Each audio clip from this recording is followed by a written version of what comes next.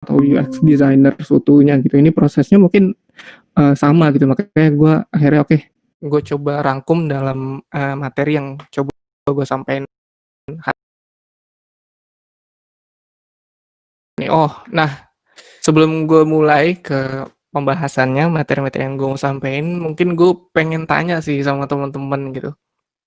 Apa sih alasan kalian gitu milih UX design gitu? Karena gue yakin semua orang ini pasti punya alasannya masing-masing gitu. Kenapa pengen tahu UX design, mungkin pengen cuman cari tahu, atau kalian udah mantepin, oh gue pengen jadi UX design nih, atau gue pengen jadi UI designer, atau copywriter, researcher, or something. Gue yakin kalian punya alasannya masing-masing gitu. Jadi mungkin bisa di-share juga ke sini gitu, ke kolom chat, kalian punya alasannya apa gitu. Supaya apa ya, menurut gua alasan ini cukup penting gitu. Karena dari alasan ini bisa jadi motivasi kalian untuk terus belajar di UX design gitu.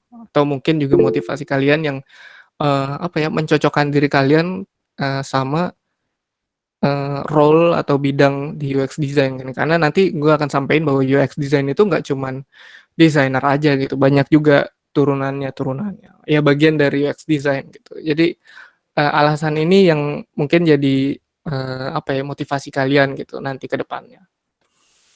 Jadi disimpan aja, ini pertanyaan buat kalian gitu, apa apa sih alasannya gitu. Mungkin kalau sharing dikit, alasan gue kenapa gue menjadi UX design, pertama adalah background gue tadi yang udah disampaikan. Background gue itu gue dari ilmu komputer di IPB, di computer science gitu. Which is itu kan sebenarnya kebanyakan ngoding dan segala macam, tapi gue nggak terlalu suka ngoding gitu. Tapi ya gue suka hal seputar komputer lah gitu. Pertama dari background, kedua gue selama kuliah dan emang dari dulu lah gitu, gue tuh suka desain. Gue suka desain tapi gue nggak bisa gambar. Nah ini beda ini. Mungkin beberapa orang nganggep kalau desainer itu harus bisa gambar gitu. Gue sampai sampai sekarang pun gue bisa bilang gue nggak bisa gambar. Gambar di sini maksudnya adalah uh, apa ya? Kayak ilustrasi gitu, gambar gambar wajah, gambar sesuatu gitu. Gue nggak bisa sampai hari ini gitu. Cuman tetap gue suka desain, dan karena background gue computer science dan gue suka desain, dan nggak sengaja gue ketemu gitu ada satu bidang yang cukup relate untuk nemuin dua hal tadi gitu teman-teman. Nah eh untuk pembahasan untuk materi yang coba gue bahas gitu satu-satu gitu. Nanti kita run through satu-satu gitu. Cuman menurut gue ada dari sekian banyak hal yang di apa ya, dicari atau ditanyain gimana sih caranya. Oh ya, bahkan beberapa orang itu biasanya cuma nanya gimana sih Pam caranya belajar UX gitu. Gimana sih Pam caranya gue tertarik nih sama UX design gitu.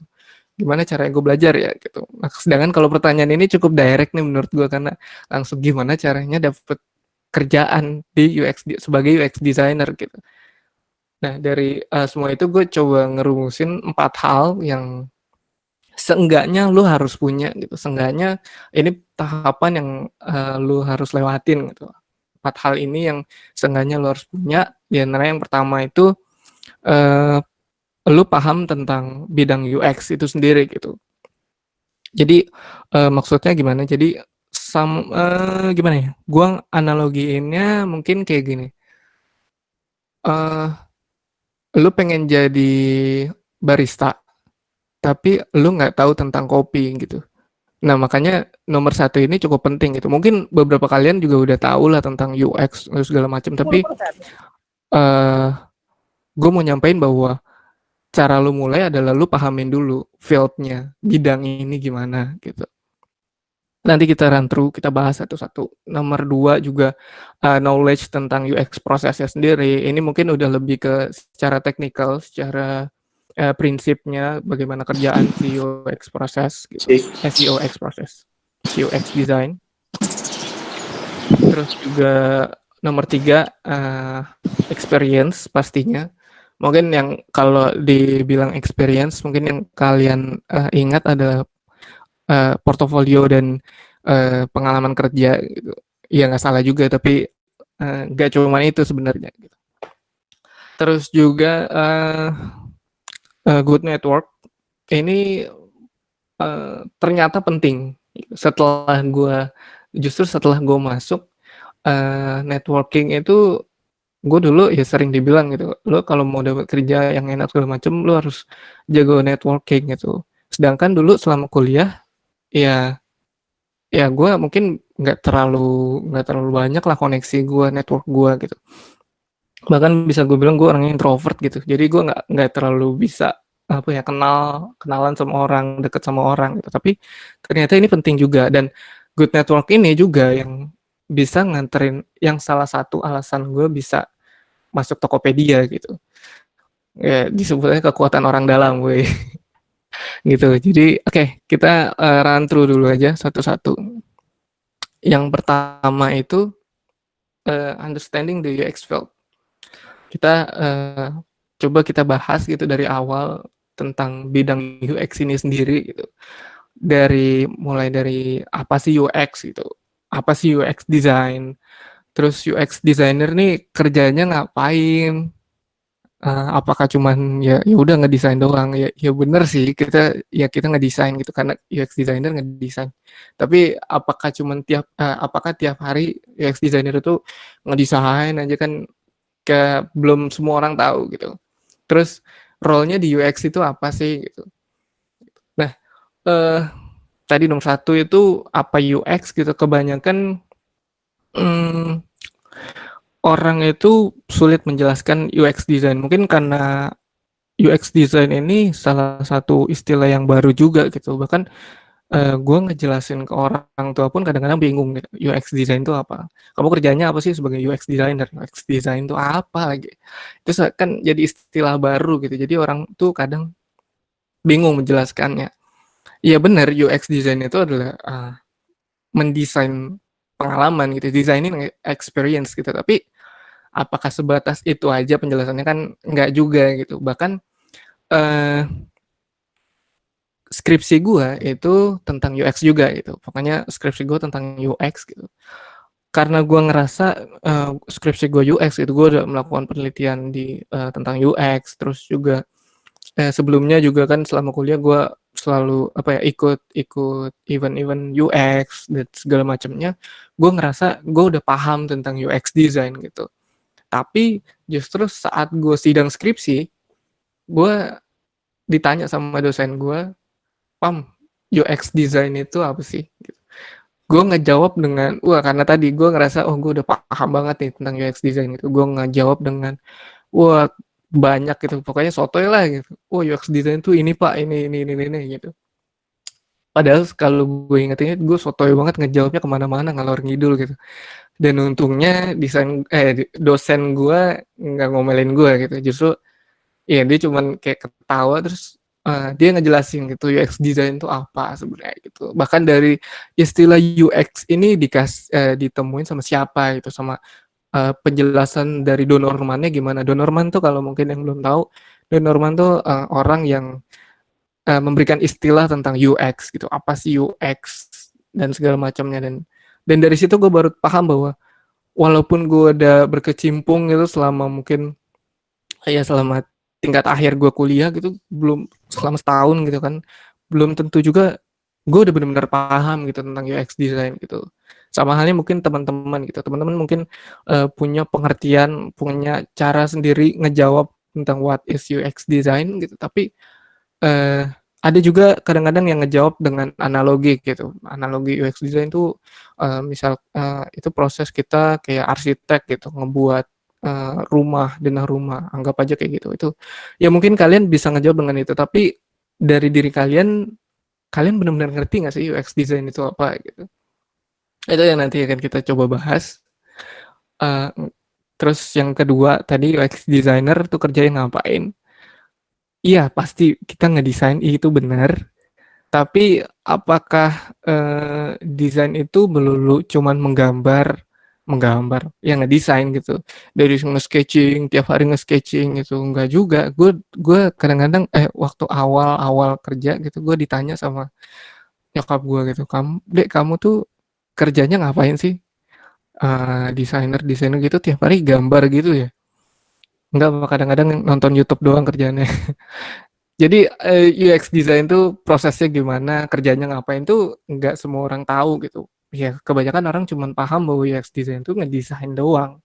Ngedesain itu yang orang-orang tahu adalah menggambar aja gitu. Padahal nggak 100% benar, nggak salah juga tapi nggak 100% benar gitu.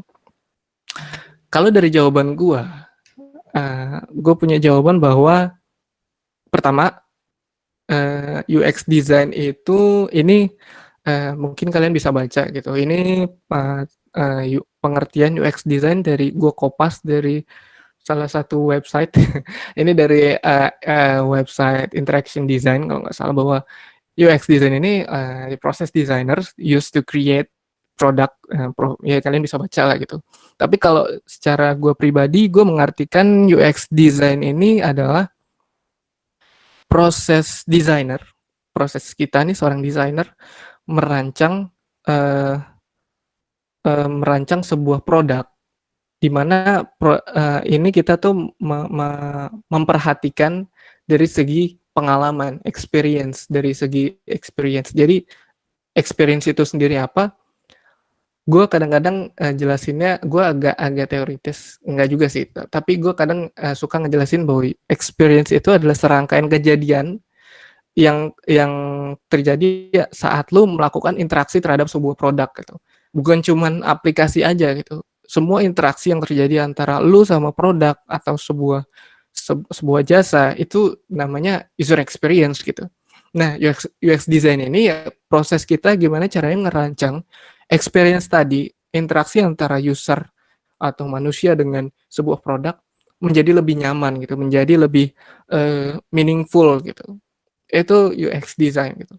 Mungkin kalian kalau yang belum begitu paham bisa coba lebih cari tahu gitu tentang UX design. Mungkin kalau penjelasan gue kurang begitu baik dalam menjelaskan, ya mungkin kalian bisa coba cari tahu. Tapi inti yang pengen gue sampaikan bahwa UX design itu adalah proses kita si desainer ngebangun produk yang lebih meaningful, yang lebih memperhatikan kenyamanan pengguna, pengalaman pengguna dalam menggunakan sebuah produk gitu.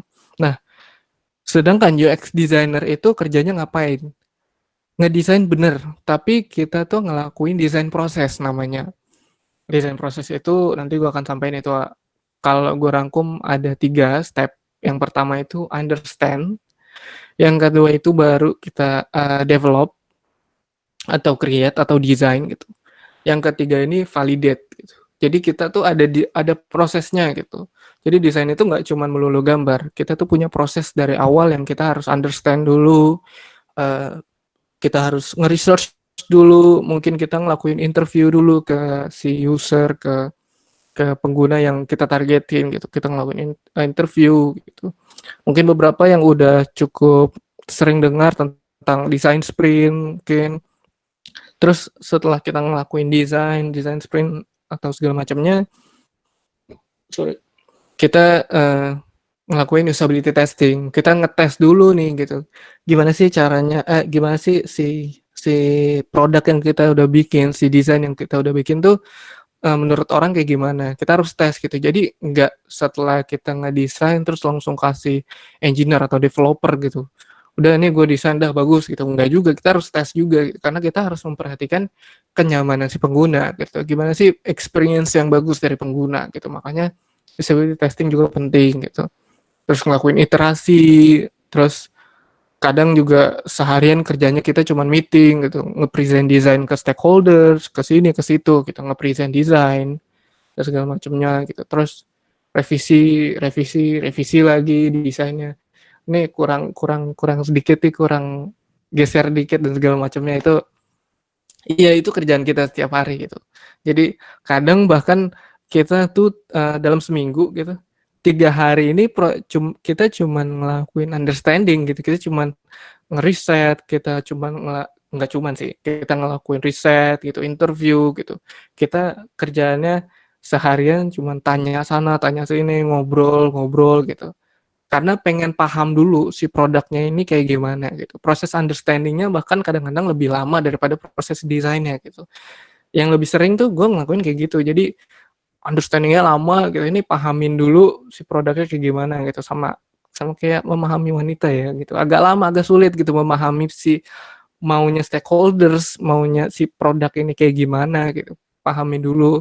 Terus dari mungkin dalam seminggu gue understanding 3 hari, nggak desainnya cuma sehari gitu. Karena ternyata yang didesain tuh cuma beberapa beberapa page gitu, dikit gitu. Jadi kayak proses desainnya cuma sebentar gitu. Terus ngelakuin usability testing, kita testing, kita iterasi lagi. Ternyata banyak user nggak paham dengan desain kita ulangi lagi dari understanding gitu. Prosesnya seperti itu gitu. Jadi tadi nggak melulu cuman kita gambar, kita desain gitu. Nggak selalu begitu gitu. Mungkin yang belum teman-teman yang belum paham gitu. Terus juga ada roles dari UX. Ya kebanyakan kalau gue juga cari di internet gitu, kebanyakan orang tuh paham bahwa UX itu atau product designer lah gitu. Itu taunya cuma ada designer dan researcher gitu. Padahal ada banyak gitu apa ya roles-nya gitu, bidangnya ya. Ini juga berkaitan sama alasan kalian gitu. Misal tadi alasan kalian eh, kalian emang kalian jago desain gitu, kalian jago gambar gitu. Mungkin kalian bukan di UX design, mungkin kalian di UI designer atau mungkin UI illustrator gitu. Nggak tahu gitu. Makanya tadi berdasarkan alasan kalian juga gitu. Ini nggak semuanya gitu. Bahkan kebanyakan itu perusahaan-perusahaan sekarang tuh masih atau sudah digabung. Jadi ada yang mungkin sebutannya UI UX designer gitu kan, UI slash UX designer gitu. Jadi dijadiin satu gitu, nggak nggak terpisah gitu UX dan UI gitu. Kebanyakan mungkin beberapa yang gue lihat sih saat di LinkedIn atau di perusahaan lain itu digabung. Contoh juga misalkan kayak uh, di perusahaan sebelah gitu Bukalapak misal, kalau nggak salah itu digabung deh gitu. Dan di Gojek juga kalau nggak salah itu sebutannya product designer gitu. Jadi nggak ada UX designer, nggak ada UI designer gitu. Tapi di product design satu, gitu. Product designer gitu. Uh, ya itu tadi. Ya nggak masalah juga sih kalau misalnya digabung atau dipisah. Tapi seenggaknya uh, proses yang dilalui itu kurang lebih sama sebetulnya gitu. Dan tanggung jawabnya itu sebenarnya sama. Bahwa tanggung jawab kita terhadap desain si produk ini gitu. UI UX design. Oh, ada juga di Traveloka kalau nggak salah itu namanya itu bukan UX designer, UI designer gitu. Kalau nggak salah namanya itu uh, interaction designer kalau nggak salah. Terus sama visual designer gitu. Jadi nggak ada UX UI, mungkin adanya interaction designer, UI designer gitu. Jadi gitu. Jadi ya banyak lah role-nya antara UX UI ini, bahkan ada yang dipisah, ada yang digabung gitu. Kebetulan kalau di kantor gua, which is Tokopedia itu dipisah antara UX designer dan UI designer gitu. Jadi kita dalam tim itu ya ada beberapa orang lah gitu, nggak cuma satu orang. Terus juga ada UI Illustrator, mungkin ini beberapa ada yang belum tahu juga gitu bahwa UI designer ada juga UI Illustrator gitu. Ya, gue juga kayaknya baru tahu juga sih UI Illustrator itu pas sudah masuk kerja gitu, karena gue kira itu ya bagian dari UI gitu kan. UI gitu kan ngebuat ilustrasi gitu. Ternyata ada sendiri UI Illustrator gitu. Like again, ini nggak semuanya ada, tapi uh, kalau kalian yang suka ilustrasi gitu, tapi kalian tertarik dengan UI UX designer gitu, ada loh salah satu roles yang fokusnya untuk ilustrasi aja gitu. Terus juga ada UX researcher yang tadi juga dengan ada designer dan researcher, benar ada researcher, dan researcher ini juga uh, kayak makin sekarang itu orang mulai melihat UX researcher juga cukup penting gitu untuk ngeriset apakah produknya works di pasar gitu, apakah user tuh seneng dengan produk kita gitu, UX researcher dari UX researcher gitu. Terus juga ada UX copywriter, eee, beberapa juga udah mulai paham ya, mulai tahu gitu, mulai aware terhadap copywriter. Jadi, ya kalian suka desain, tapi kalian lebih condong untuk, eee, ngebuat ngebuat tulisan, mengkomunikasikan si produk ini gitu. Dan, eee, ini cukup penting banget gitu, UX copywriter sangat-sangat membantu gue gimana caranya mengkomunikasikan sebuah case, sebuah state, sebuah maksud dari halaman ini tuh ngapain gitu. Nah, kadang gue kan agak sulit ya ini nulis karena kita tuh nggak dapat konten gitu. Kita cuman dari PM gitu stakeholders ngasih kita mau buat ini gitu. Kita maksudnya nyampein ini. Kan kita juga yang harus ngasih tahu ini tuh pengertiannya apa gitu. Ini tuh misal kayak step by stepnya user tuh harus ngapain gitu.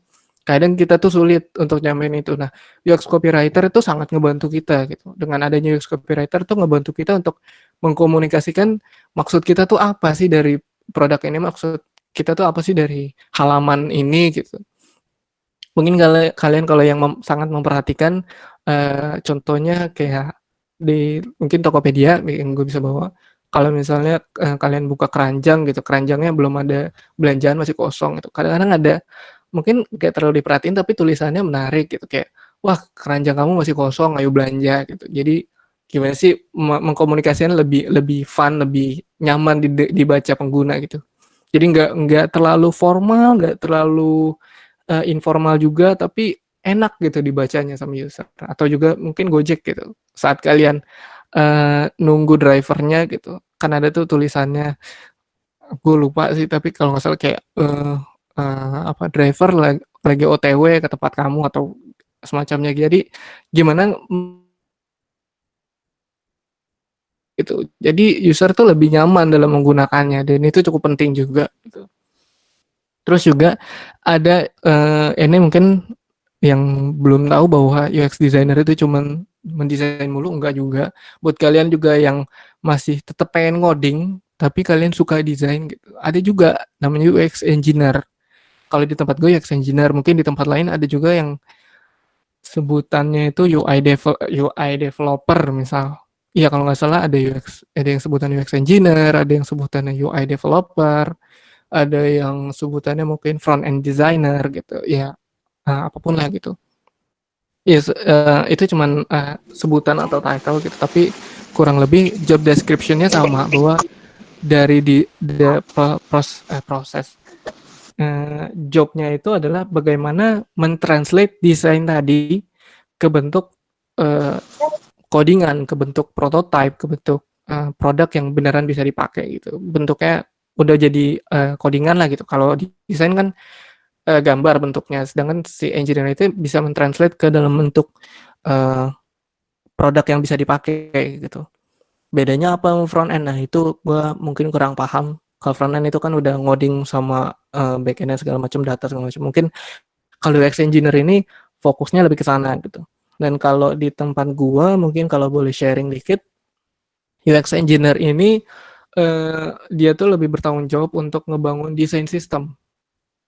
Desain sistem apa itu wah kayaknya penjelasannya panjang tapi kayaknya yang ngebuat komponen-komponen, ngebuat library untuk si front end tadi pakai gitu. Jadi kayak bentuk tombol, posisi ukuran gambar, pokoknya komponen-komponen yang akan digunakan si front end gitu. Nah, UX engineer ini mentranslate bentuk desain ke bentuk komponen-komponen tadi. Jadi si front end tadi nanti tinggal pakai gitu. Jadi komponen yang udah siap. Jadi kalau kalian yang paham tentang proses codingan gitu kan, itu kan ada library lah gitu sebutannya. Nah, si front end ini tinggal pakai library yang dibuat sama si UX engineer ini gitu, teman-teman. Wah, panjang juga ya gue ngejelasin 3 hal ini doang gitu. Jadi ya, terus juga selanjutnya yang kalian mesti paham bahwa di mana sih UX berada? UX berada posisi UX kita nih, kita tuh harus menempatkan di mana gitu. Dari tadi gue mention atau kita dari tadi gue sebutin tentang stakeholders ini maksudnya apa nih? Kalau translate-nya pemangku kepentingan, pemangku jabatan. Gue juga masih bingung dulu waktu dibilang stakeholders, stakeholdersnya apa sih? Jadi dalam nge-build sebuah produk, dalam kita ngebuat sebuah produk itu ada 3 unsur yang diperhatikan. Dari segi bisnisnya, dari tim bisnis dan tim produk itu kan dia yang punya ide. Oh ini kita mau bikin ini gitu. Dari bisnisnya juga yang ngejual ini produk ini bagus nih untuk kayak gini gitu. Dan juga kalau di mungkin IT company gitu, itu juga ada namanya teknologi gitu. Si engineer-nya, si ya para developer yang ngebuat si produknya ini gitu. Antara bisnis dan teknologi ini mereka bisa ngebuat sebuah produk gitu kan. Tapi kalau misalnya mereka hanya dari 2 hal itu aja gitu, mereka nggak memperhatikan penggunanya, itu jadinya produknya itu mungkin nggak useful, mungkin sulit gitu, mungkin ya sulit dipakai lah, nggak user friendly lah sebutannya, nggak useful gitu. Kalau kalian mungkin beberapa, gua nggak bisa ngasih contoh sih, tapi kayak beberapa website gitu yang kayak susah dipakai gitu, website yang jarang dikunjungin gitu. Ini susah banget sih dipakai nih, kalau mau mau ngelakuin ini gimana sih? Nah, mungkin mereka nggak memperhatikan si user gitu. Atau juga dari bisnis pengen ngebuat sebuah produk, terus memperhatikan user banget gitu, tapi nggak memperhatikan si teknologi ini bisa ngebuat ini atau enggak gitu. Kayak pokoknya visioner banget deh, pokoknya produknya bisa kayak gini, bisa kayak gitu. Tapi nggak memperhatikan dari sisi teknologi ini udah mumpuni belum sih, udah bisa belum sih dibuat gitu.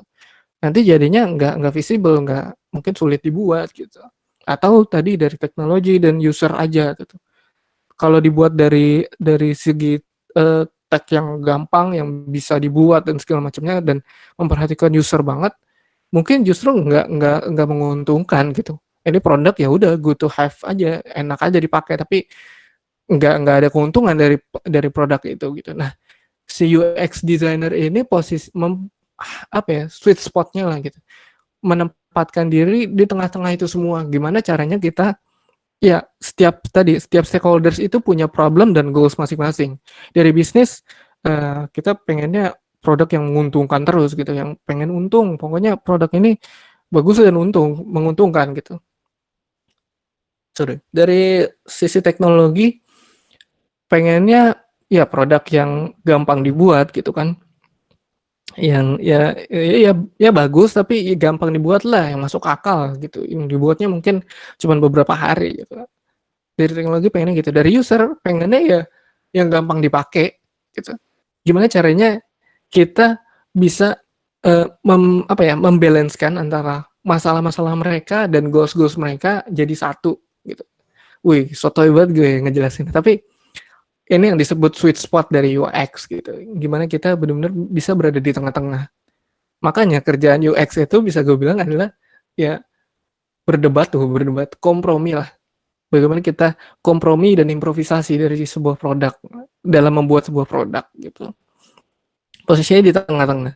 Dan bisa gue bilang gue pun saat ini masih struggling gitu. Kadang-kadang gue lebih condong ke usernya gitu. User sama bisnis. Kadang-kadang gue ngebikin produk yang uh, ya kurang visible lah gitu. Kadang-kadang si anak-anak engineer, lu bikin produk susah amat sih Pam, ini susah Pam dipakai gitu.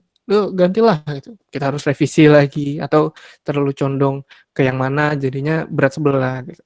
Gue juga masih struggling, tapi itulah proses kita menjadi seorang UX designer lah. Kayak gitu teman-teman. Nah tadi kalau misalnya ada hal yang masih belum belum gue bahas, ada hal yang masih kalian belum ngerti atau dari penjelasan tadi gue tuh kayaknya lu ribet banget ngejelasinnya. Well, do your research gitu. Kalian bisa research sendiri gitu. Banyak kok dari YouTube, dari sekarang juga di podcast banyak. Terus mungkin dari Instagram. Kalian bisa research sendiri gitu. Gimana sih, apa sih yang pengen kalian tahu tentang UX design gitu. Atau mungkin baca buku, atau langsung tanya ke teman-teman kalian, atau mungkin kalian bisa tanya ke gue juga kalau mungkin dari waduh email keluar, dari pembahasan yang gue sampaikan tadi belum begitu paham gitu. Terus yang penting juga waktu gue belajar adalah gue mencari mentor gitu. Gue coba mencoba sih. Gue emang kebetulan gue dekat dari salah satu dua tiga kakak kelas gue yang udah berkecimpung duluan gitu di dunia UX design gitu. Gue belajar sama mereka gitu dan itu lebih terarah gitu. Jadi ya kalau kalian merasa masih kurang untuk paham dari bidang UX design ini, kalian bisa riset sendiri, kalian bisa cari tahu dengan cara kalian sendiri gitu. Kalau pokoknya keep looking sampai kalian merasa bahwa oke, gue mantep. Dan dari sini juga untuk mencocokkan juga tadi dengan alasan kalian gitu. Apakah alasan kalian kalian masih tertarik nih sama UX design tapi alasan kalian masih belum cocok gitu. Do your research. Oke. Okay? Oke. Okay. Satu pembahasan aja gue hausnya, bentar gue minum. Santai Pam, minum dulu aja. Ya. Gue sebenarnya ngebuat materi yang terlalu banyak ya tadi, cuman 4 ini tapi pas juga pembahasannya, Bang. Oke, yang nomor 2 itu knowledge of the UX process gitu. Jadi mungkin tadi gue udah dibahas ya tentang apa sih kerjaannya UX designer gitu. Tapi mungkin lebih ya gue misalkan juga bahwa kalian juga belajar tentang prosesnya gitu. Jadi benar-benar mempelajari si tadinya gue pengen nulis UX principle gitu, tapi kayaknya agak berat gitu, prinsip-prinsip UX, basic dari UX gitu. Menurut gue seenggaknya yang penting lu paham bagaimana UX proses gitu, bagaimana desain proses. Lu paham dan lu bisa mengaplikasikannya gitu. Bukan cuma dalam kerjaan, tapi juga dalam mungkin kegiatan kalian sehari-hari gitu. Karena pada dasarnya UX proses ini bisa kalian gunain untuk nge-solve sebuah problem gitu. Pun mungkin karena gue ya tadi karena kerjaannya setiap hari sebagai UX designer, lama-lama pun gue dalam kalau ketemu masalah, kalau men-solve sebuah masalah itu gue coba pakai si UX proses ini gitu dalam men-solve problem. Wih, santai buat gue. Tapi ya secara nggak sengaja lama-lama kayak gitu ke bawah gitu. Maksudnya UX proses itu gimana sih? Tadi gue udah sampaikan bahwa UX proses itu kurang lebih ada understanding, pahamin dulu prosesnya, pahamin si produknya, pahamin si usernya mau gimana, tadi stakeholdersnya mau gimana, produknya apa gitu. Habis itu kita baru ngedesain, pun ngedesain itu nggak langsung ngedesain sebenarnya. Gitu. Habis itu validate atau testing gitu. Kita validasi si produknya gitu. Nah, umumnya atau mayoritas itu kebanyakan orang melakukan desain proses atau UX proses itu menggunakan framework atau metode yang kayaknya paling sering gue dengar itu ada 3 inilah gitu. Mungkin kalian juga sering dengar lah tentang design thinking atau design sprint gitu. Tapi ya menurut gue itu cuman metode ya, itu cuman framework yang bisa kalian lakukan dalam yang bisa kalian gunain untuk melakukan UX proses gitu. Jadi ini yang gue tahu ya, mungkin yang gue tahu dan gue sering dengar juga.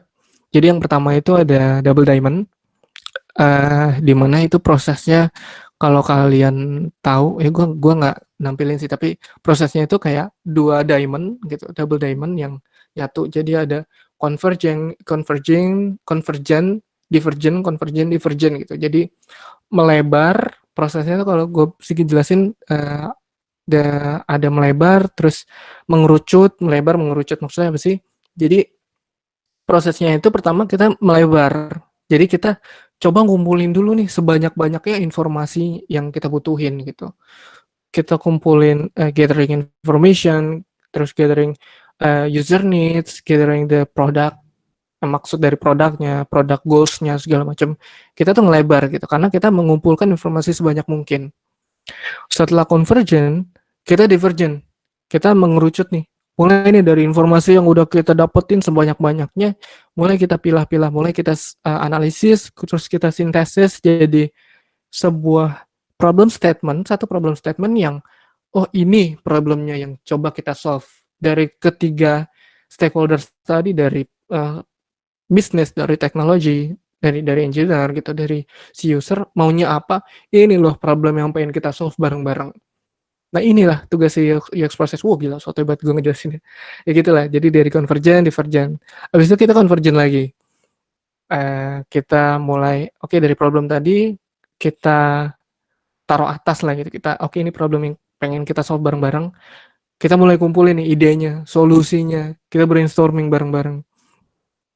Ini idenya gimana nih untuk nge-solve si problem tadi nih. Kita finding solution bareng-bareng, mungkin nggak bareng-bareng juga, mungkin kalian sendiri gitu, finding solution, cobain ide segala macam, idenya kumpulin segala macam, sampai akhirnya kalian ide tadi kalian translate ke bentuk desain, ke bentuk prototype gitu, untuk kalian bisa lihat nih, ini nih si solusinya tuh bentuknya kayak gini gitu. Prototype sampai dari conversion tadi kalian udah ngebuat ide dan prototype sebanyak mungkin gitu, kalian mulai divergent lagi gitu, kalian mulai testing lagi nih, kalian mulai fokus lagi, ini produk yang beneran works kayak gimana sih gitu. Itu mungkin penjelasan sedikit tentang UX proses Double Diamond gitu. Padahal sebenarnya gue pakainya design thinking sih. Waktu gue skripsi pun gue pakai design thinking gitu. Tapi kurang lebih sebenarnya prosesnya sama. Prosesnya itu ya understanding, habis itu baru ngedesign, ngedevelop si idenya, habis itu baru kita validate dulu gitu. Kita testing dulu gitu. Habis itu kita iterasi lagi dari awal lagi. Kita evaluasi, kita pahamin lagi dari awal gitu. Kayak ini gue bagi dari 3 bagian lah, kurang lebih gitu teman-teman. Sebenarnya kalau kita mau breakdown ini ya, dari proses understanding, empathize, divine gitu, terus idea, prototype, test. Menurut gue ini kita butuh satu pertemuan sendiri sih gitu. Bahkan gue kadang-kadang juga nemenin mentor-mentor gue untuk ngisi materi ini tuh butuh satu pertemuan gitu, satu pertemuan udah kayak kuliah, satu pembahasan sendiri lah, karena breakdown dari UX proses ini tuh cukup banyak gitu, karena ini secara teknikal gitu. Tapi di sini gue mau nyampein bahwa seenggaknya kalian harus paham tentang UX proses itu kayak gimana sih gitu. Dan terserah kalian mau pakai proses yang kayak gimana, proses framework atau metode yang kalian suka tuh kayak gimana gitu. Entah desain sprint, desain thinking, desain double diamond, atau mungkin metode yang lain, lean UX or whatever, banyak banget gitu. Seenggaknya kalian paham untuk si paham gimana si UX proses dan paham bagaimana menggunakan si UX proses ini gitu. Kayak gitu teman-teman. Dan juga yang gue mau tekanin bahwa kadang tuh orang cuman ngerasa desain itu yang penting bagus, yang penting tampilannya keren, wah bagus segala macem. Gue pun sama, waktu awal gue belajar bahwa desain itu yang penting bagus gitu. Wah, yang berarti gue harus belajar ngebuat desain yang bagus gitu, yang tampilannya good looking lah, wih good looking. Tapi sebenarnya gue juga baru dengar, bukan baru dengar, ya sering denger lah. Yang penting itu bukan desain yang bagus, tapi proses kalian di belakangnya, proses kalian dalam merancang atau mendesain si produk ini gitu. Jadi yang sering ditekanin juga sama senior gue, yang sering disampaikan juga, gue sering nanya juga gitu, kalau apa namanya, hiring seorang desainer tuh kadang yang dilihat apa sih, portofolionya kah, desain yang banyak kah gitu. Salah satu senior gue pernah bilang gitu, wah portofolionya bagus-bagus gitu, desainnya bagus-bagus. Tapi saat mereka ditanya untuk coba dong ceritain desain lo, mereka tuh nggak tahu gitu. Mereka tuh ngerasa, oh ya udah, gue ngerasa wah feeling ngedesain gue udah bagus gitu. Wah ini ngedesain, ya udah gue udah terbiasa ngedesain gitu. Jadi feeling desain gue udah bagus. Jadi ya udah bagus aja desain gue. Tapi nggak tahu prosesnya kayak gimana, nggak tahu alasannya nggak buat desain bisa kayak gitu kayak gimana sih gitu. Makanya bisa gue bilang juga salah satu yang penting juga adalah thought process lo, critical thinking lo, gimana creative thinking lo, proses untuk ngebuat si produk ini, proses desain lu, proses lu dalam mendesain sebuah produk tadi gitu. Dan yang penting juga bahwa desainer ini desainer ini yang cukup penting dan sering dilupain bahwa seorang UX designer itu harus menjadi good storyteller gitu. Kadang seorang desainer itu kan introvert enggak juga lah. Kadang-kadang ya pokoknya kerja sendiri di pojokan gitu, begadang mulu gitu sampai kalian gak bisa ceritain. Pokoknya ya udah nih desain gue, udah tuh nikmatin. Enggak juga, kalian harus bisa nih ceritain gitu. Si desain ini kenapa bisa begini gitu. Itu mungkin selipan gitu notes, tips bahwa seorang desainer yang baik itu adalah seorang good storyteller gitu. Kalian bisa menceritakan desain kalian dengan baik gitu. Even you are introvert, well, introvert itu bukan berarti kalian nggak banyak ngomong gitu. Gue pun introvert tapi gue banyak ngomong juga gitu. Seenggaknya kalian bisa mengkomunikasikan si desain kalian lah gitu. Gitu teman-teman, untuk si UX proses uh, ya nggak terlalu banyak sih sebenarnya dari UX proses, tapi kalau di breakdown jadinya satu pertemuan gitu. Tapi seenggaknya ada dua hal penting tadi yang pengen gue sampaikan gitu. Seenggaknya kalian punya knowledge, pengetahuan tentang si UX proses ini. Gitu. Terus nomor 3, uh, experience. Nah, mungkin kalian tadi yang kalau kalian kebayang tentang experience itu, having experience itu pasti uh, kepikirannya adalah portofolio yang banyak gitu kan. Kalian udah ngebuat desain banyak lah gitu.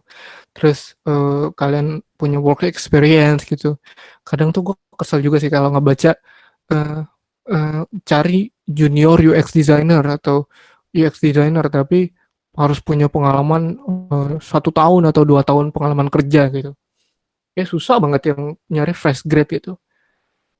Well, ya itulah perusahaan cara mencari seorang seorang employee gitu. Tapi ya rata-rata memang ini yang dibutuhkan gitu. Punya portofolio dan work experience.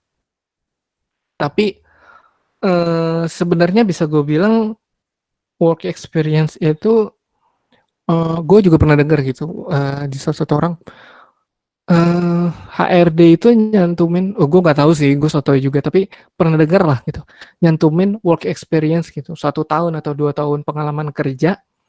Kadang tuh mereka nyantumin juga untuk apa ya, ngefilter kalian gitu, ngefilter si para pencari kerja gitu. Kadang kan kalau kita ngelihat, wah 2 tahun pengalaman kerja, wah gue belum punya nih, udah nggak jadi ngeplay. Gitu. Kadang tuh ya itu untuk ngefilter kalian gitu.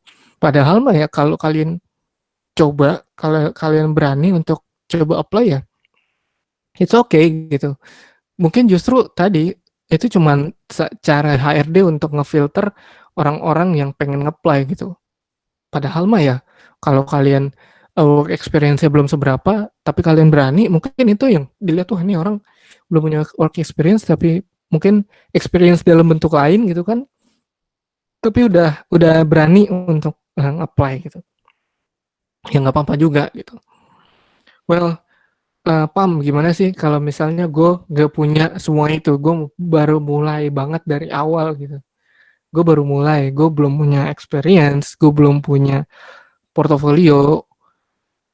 Well, gue pun sama. Gue pun waktu gue nge-apply magang, gue nggak punya portofolio. Bahkan sampai sehari ini pun gue bisa bilang gue belum belum bikin portofolio gue gitu. Belum, ya mungkin eh, portofolio ada tapi gue nggak ngebuat gitu. Gue ditanya juga beberapa kali sama temen gue, Pam lu waktu ngeplay ke Tokopedia gitu, portofolio kayak gimana? Lihat dong, gue pengen nyontek, nyontoh gitu. Gue bilang ya gue nggak punya portofolio gitu. Bukan berarti gue nggak punya experience atau portofolio, tapi gue nggak ngebuat portofolio gitu. Ternyata bisa gitu. Dan ya bukan gue sombong, tapi ya alhamdulillah gue juga bisa masuk tanpa portofolio dan experience yang mumpuni yang cukup eligible lah untuk si perusahaan itu gitu. Gimana sih cara yang gue lakuin dan bisa teman-teman lakuin kalau kalian belum punya dua hal tadi, portfolio dan work experience? Ini juga yang gue lakuin waktu proses gue belajar gitu. Proses gue belajar mungkin selama beberapa bulan sampai akhirnya gue bisa dapat magang pertama gue dan kerjaan pertama gue. Jadi selama gue proses gue belajar, gue sering banget eee, ikut, acara atau event seputar si UX design atau desain, produk design lah. Entah itu ya kayak gini gitu, misal kayak webinar atau kayak dulu tuh kayak seminar-seminar atau apa ya, ya pokoknya acara-acara si, pokoknya tentang UX design gitu dari komunitas, dari atau acara-acara yang diselenggarakan lah gitu dari, orang-orang gitu. Entah tadi acara, semacam seminar-seminar kayak gini atau, bootcamp atau desain workshop. Dan kalau gue sih waktu kuliah, karena masih waktu itu proses belajarnya waktu masih kuliah, yang sering gue lakuin adalah gue ikut lomba. Jadi mungkin agak telat, tapi gue ikut lombanya itu waktu udah tingkat akhir gitu. Jadi saat teman-teman gue fokus skripsian gitu, fokus lulus cepat, gue malah lomba. Gue malah ikutan lomba ini, lomba itu, lomba ini, lomba itu. Teman-teman gue udah mulai seminar hasil, teman-teman gue udah mulai, penelitiannya udah berapa persen, udah 80% gitu. Gue masih fokus lomba gitu, karena gue ngerasa gue belum siap nih untuk terjun ke dunia kerja gitu. Gue pengen jadi UX designer, tapi gue belum siap. Gimana caranya? Ya udah, gue belajar. Gue belum punya tadi gue belum punya portofolio, gue belum punya experience yang cukup. Gimana caranya?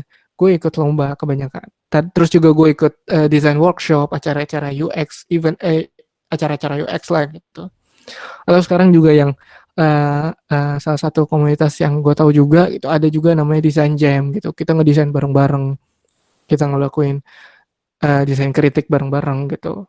Pokoknya ngelakuinnya ikut ikut acara lah, ikut acara UX lah gitu. Dari situ proses gue belajar gitu. Gue nggak punya portofolio, gue nggak punya working experience, tapi dari situ gue mulai. Gue ikut lomba, gue ikut ini itulah gitu. Terus juga gue volunteer project gitu, volunteer sebuah project-project lah gitu. Uh, Bisa dibilang kayak freelance juga atau mungkin enggak sih freelance personal project. Kalau volunteer project tuh kayak misal kayak teman-teman gitu, ada yang pengen ngebuat project, ngebuat produk gitu. Kalau anak-anak IT kan gitu ya, anak-anak Ilkom gitu, yang kuliahan gitu sering banget kayak proyekan sebut proyekan gitu. Kadang karena itu biasanya dari klien request gitu, klien base gitu. Jadi kalau ada orang gue pengen ngebuat ini nih gitu, ngebuat sebuah produk ini nih, misal website atau aplikasi suatu gitu. Terus, ada kenalan anak Ilkom minta dibuatin ini gitu. Nah, misal contoh temen lu butuh butuh di provide desain yang bagus gitu. Nah kadang-kadang gue join gitu. Salah satunya juga tadi di pengalaman gue ada UI UX designer sebagai UI UX designer di Domikado gitu. Itu juga salah satu proses gue belajar dengan gue ikut serta dari ngebuat dari teman gue, salah satu teman dan mentor gue juga, dia salah satu mentor gue yang ngajak gue untuk ngebuat bisnis nih, ngebuat startup nih gitu. Ayo kita ngebuat bisnis, ngebuat produk, ngebuat startup tentang ini produk lah gitu. Let's say e-commerce gitu, ngebuat marketplace gitu. Ya udah, gue join. Iya masih berantakan, masih acak adut prosesnya masih apa ya, masih ya nggak berdasarkan UX proses tadi lah gitu. Tapi seenggaknya gue pengen coba aplikasiin desain prosesnya gitu. Gimana gue ngelakuin desain proses tadi gitu. Dengan cara ya tadi gue ikut ikut ngebuat sebuah produk tadi langsung gitu. Atau bisa juga personal project gitu. Uh, Banyak juga yang nanya gitu kan, gue nggak punya kenalan atau gue belum tahu ngapain. Kalian padahal bisa loh gitu ngeredesign app yang mungkin misal kalian pakai toko hijau Tokopedia atau Lapak Merah atau uh, uh, Shopee gitu, atau pokoknya produk yang kalian suka lah gitu atau kalian sering pakai tapi kalian gak nyaman, atau mungkin ada juga yang gue pernah lihat orang suka pakai apa namanya aplikasi mobile banking, tapi ini mobile banking ribet banget, jelek lah atau jelek jelek terlalu kasar, nggak nyaman lah untuk digunain gitu. Kalian padahal bisa loh ngeredesign app-nya gitu dengan cara ya tadi dengan UX proses gitu, dari understanding kalian pahamin dulu nih apa nih yang bisa di redesign, apa nih yang bisa diperbaikin dari aplikasi ini gitu. Habis itu ya tadi mulai desain, mulai testing gitu.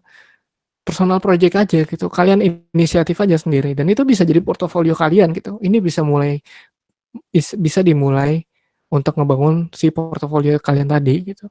Atau kalian ngebuat apps sendiri gitu tanpa ajakan teman-teman, tanpa ngebuat bisnis, pokoknya kalian pengen ngebuat aplikasi aja gitu. Kalian kepikiran, gue pengen bikin aplikasi ini nih gitu. Terus kalian ya udah ngedesain aja gitu. Atau freelance tadi gitu. Banyak hal sebenarnya yang bisa kalian lakuin untuk ngebangun experience dan portofolio kalian gitu. Enggak melulu portofolio itu harus harus apa ya? Karena kalian backgroundnya mungkin desainer atau segala macam, jadi punya portofolio yang banyak, enggak juga. Gue pun karena fokus kuliah, gue nggak punya portofolio gitu waktu awal gitu. Tapi ini yang gue lakukan untuk proses gue belajar, proses gue ngebangun experience gue.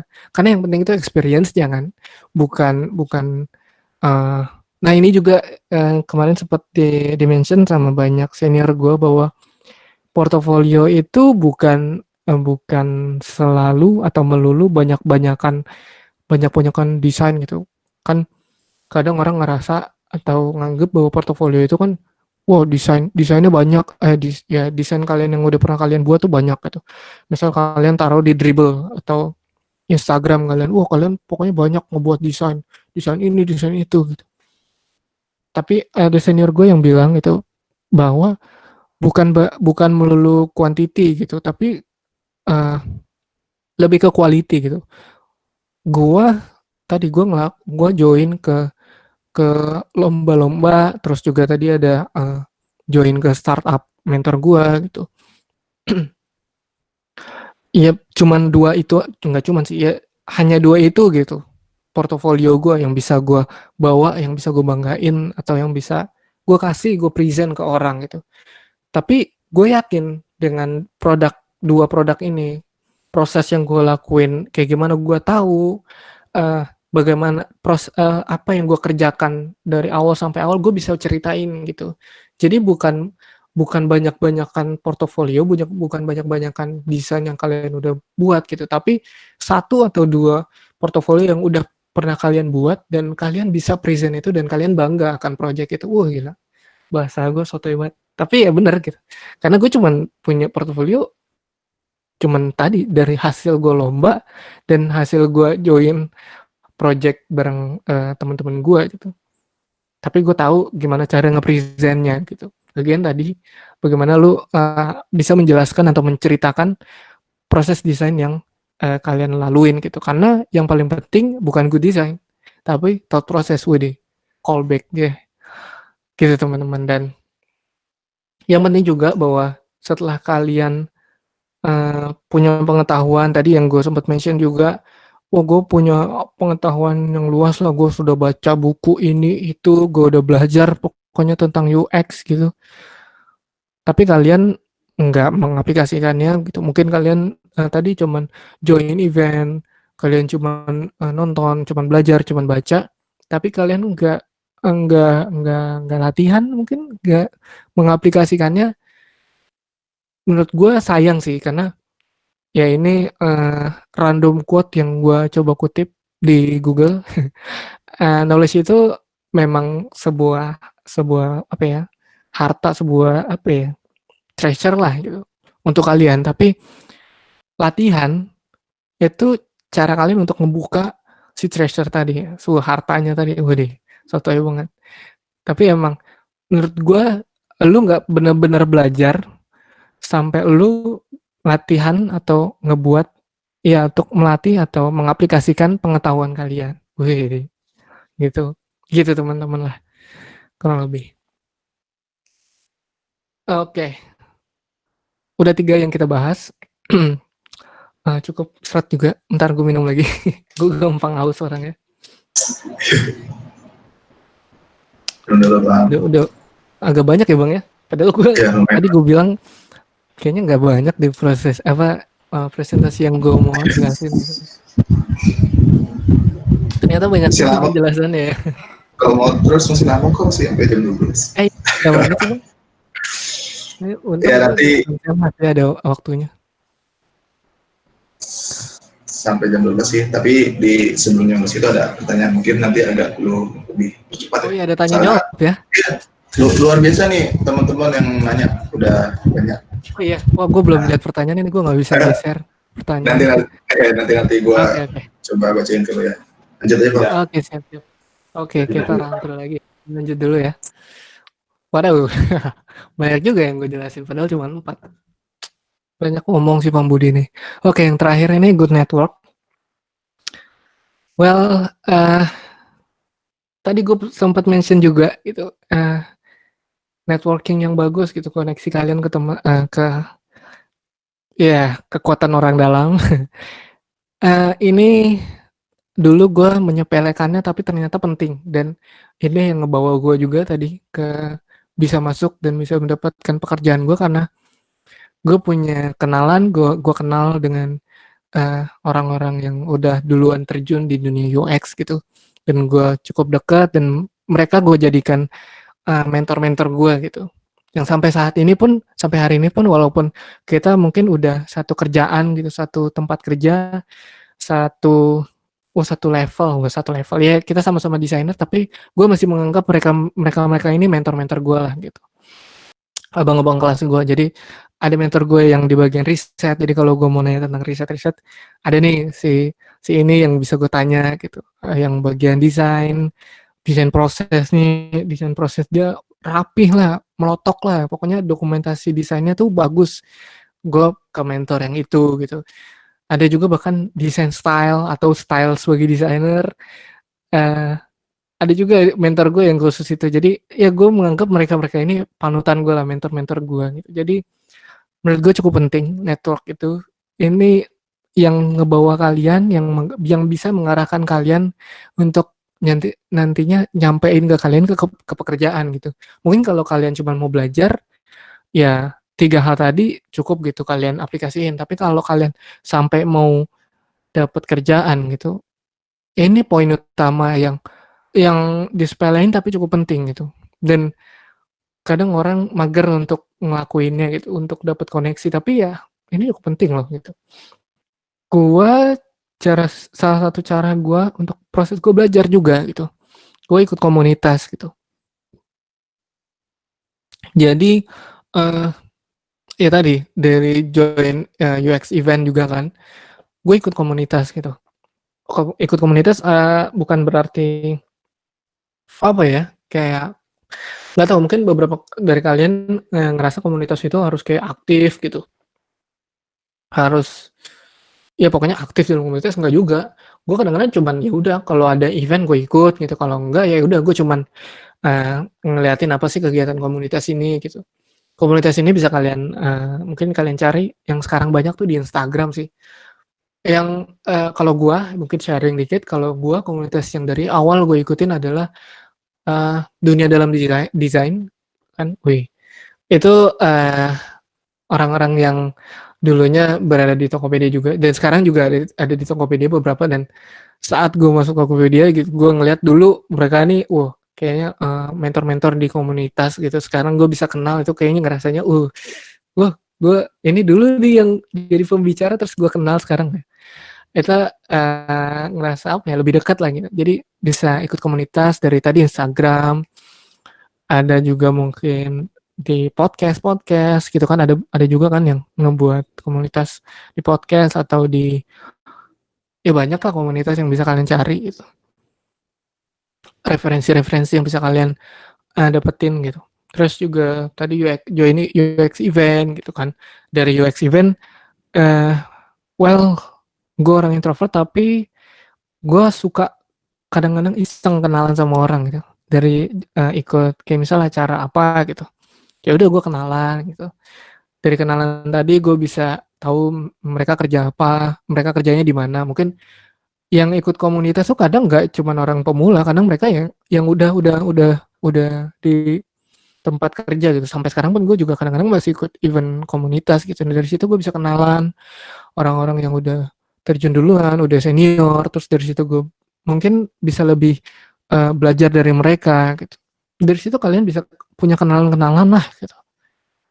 Gitu teman-teman. Terus juga tadi, punya mentor gitu, cari mentor atau kalian punya kakak kelas atau temen yang bisa kalian jadiin, apa ya, temen kalian ngobrol lah, referensi kalian untuk belajar si UX ini gitu. Terus juga ya connect with, friends yang udah terjun duluan tadi yang udah gue sempet sampein gitu.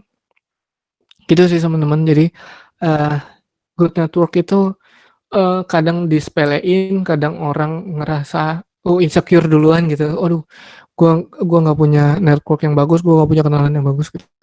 Ya ya lu harus coba gitu, pelan-pelan aja gitu, coba ikut komunitas, coba ikut tadi event-event UX gitu, mungkin dengan kalian, join acara atau webinar ini, eee, kalian juga bisa kenal gua gitu mungkin setelahnya, "Wih, narsis sekali saya," gitu kan. Pokoknya good networking ini juga mempengaruhi kalian lah gitu, gitu teman-teman.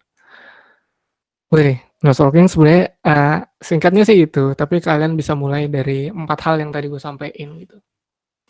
Eee, kalau kalian udah punya 4 hal ini, yang ya kalian udah ngerasa, "Oh pede," dan segala macam, mungkin ya yang selanjutnya adalah kalian nyari kerja. Kalian cari perusahaan yang pengen yang cocok lah sama kalian gitu, nggak melulu cuman, "Oh gue pokoknya pengen di unicorn," naon sih unicorn teh?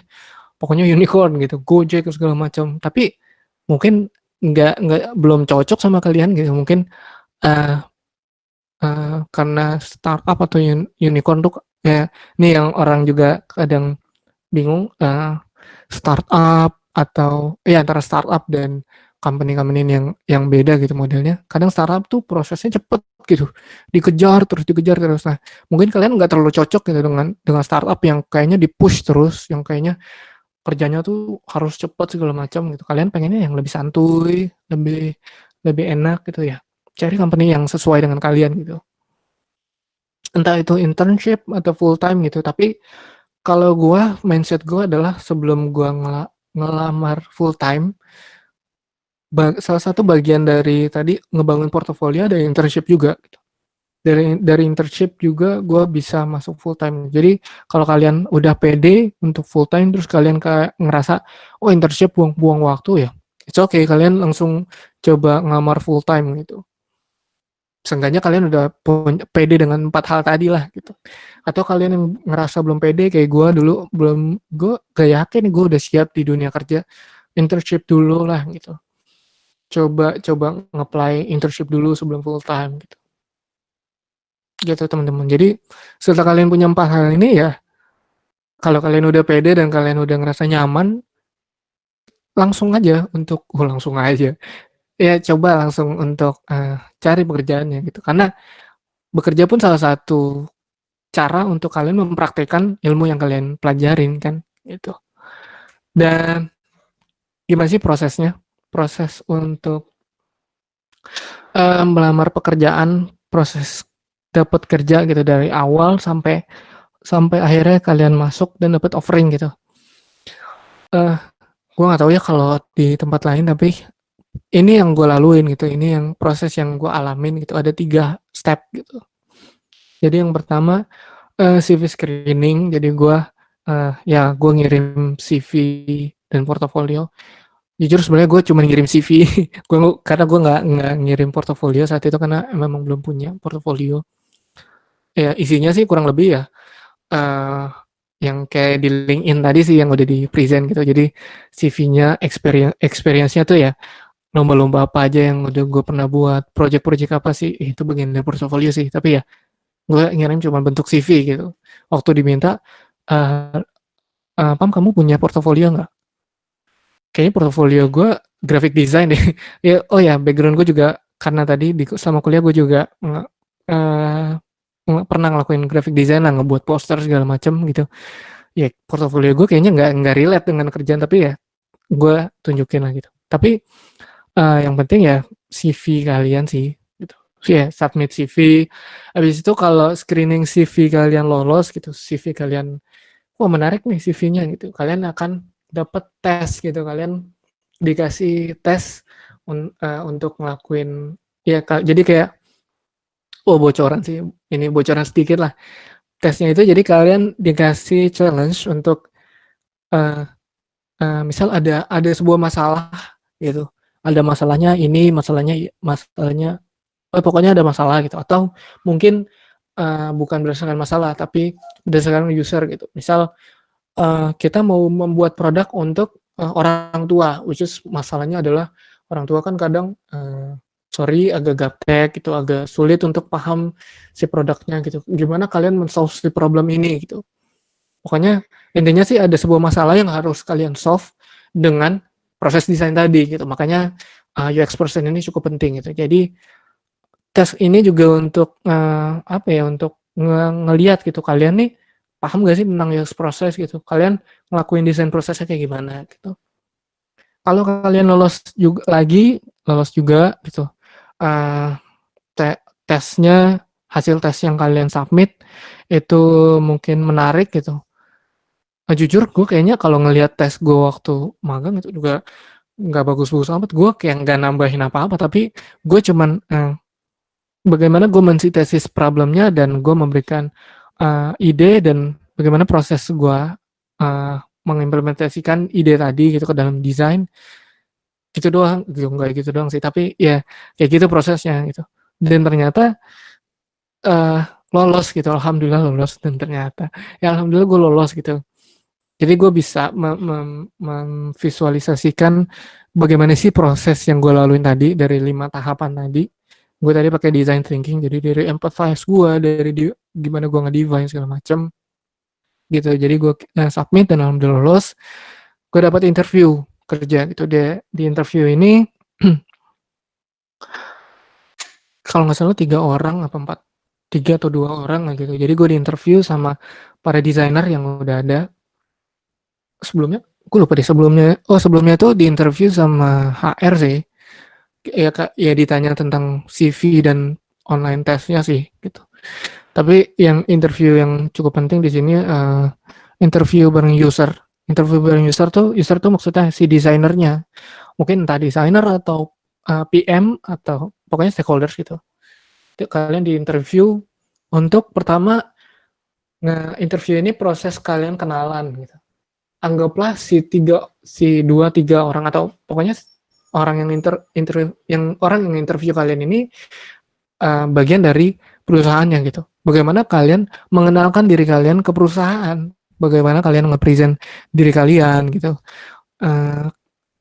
Yang gue inget itu interview ditanya tadi apa alasan gue tertarik sama UX design gitu. Terus bagaimana cara gue belajar UX design gitu. Terus pokoknya ya mengenalkan diri kalian ke si perusahaan gitu. Habis itu gue nge-present uh, karena gue belum punya nggak, portofolio gue yang gue present itu adalah hasil lomba. Jadi gue nge-present hasil lomba. Jadi dulu gue ngelakuin lomba kayak gini, proses yang gue laluin kayak gini gitu. Iya gue nge-present lomba gue sih sama yang tadi juga Domingado. Portofolio ini penting untuk di-present karena supaya si interviewernya atau si perusahaan tahu bahwa pertama kalian paham untuk ngelakuin desain prosesnya, UX prosesnya, kalian paham cara kerja. Kedua, kalian paham cara bekerja sama, kalian paham cara kerja dalam tim gitu. Karena tadi saat kalian kerja itu kalian nggak kerja sendiri loh, kalian punya stakeholders tadi, kalian harus kerja sama si ini sama si itu gitu. Nah si perusahaan tuh pengen tahu kalian tuh udah tahu nggak sih cara kerja dalam tim gitu.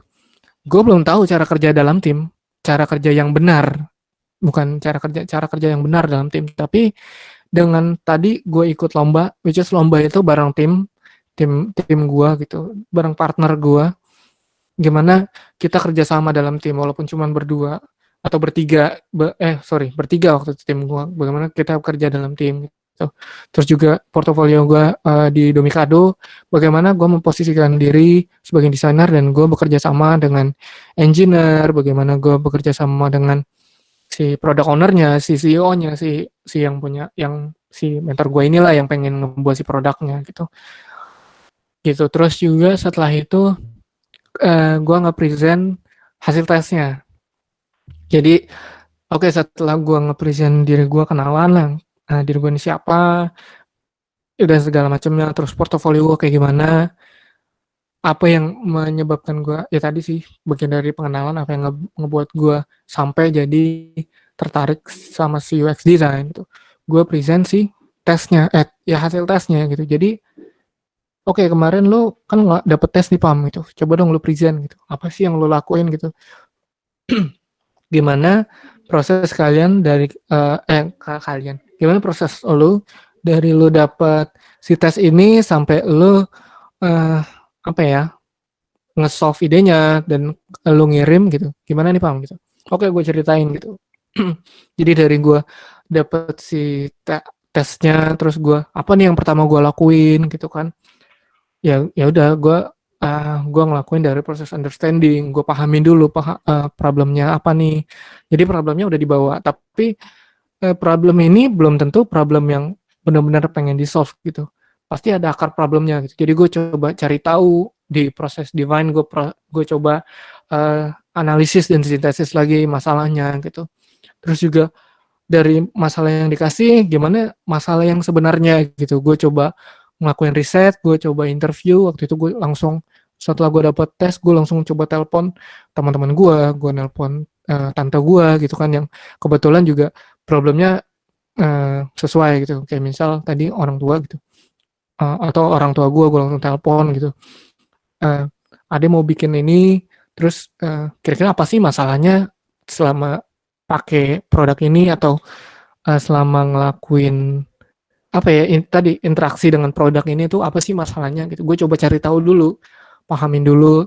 Habis itu gue brainstorming, habis itu gue ngebuat desain gitu. Pokoknya gue nge-present si hasil tesnya lah gitu. Karena si interviewer tuh pengen tahu lu ngelakuin tes ini udah benar belum gitu.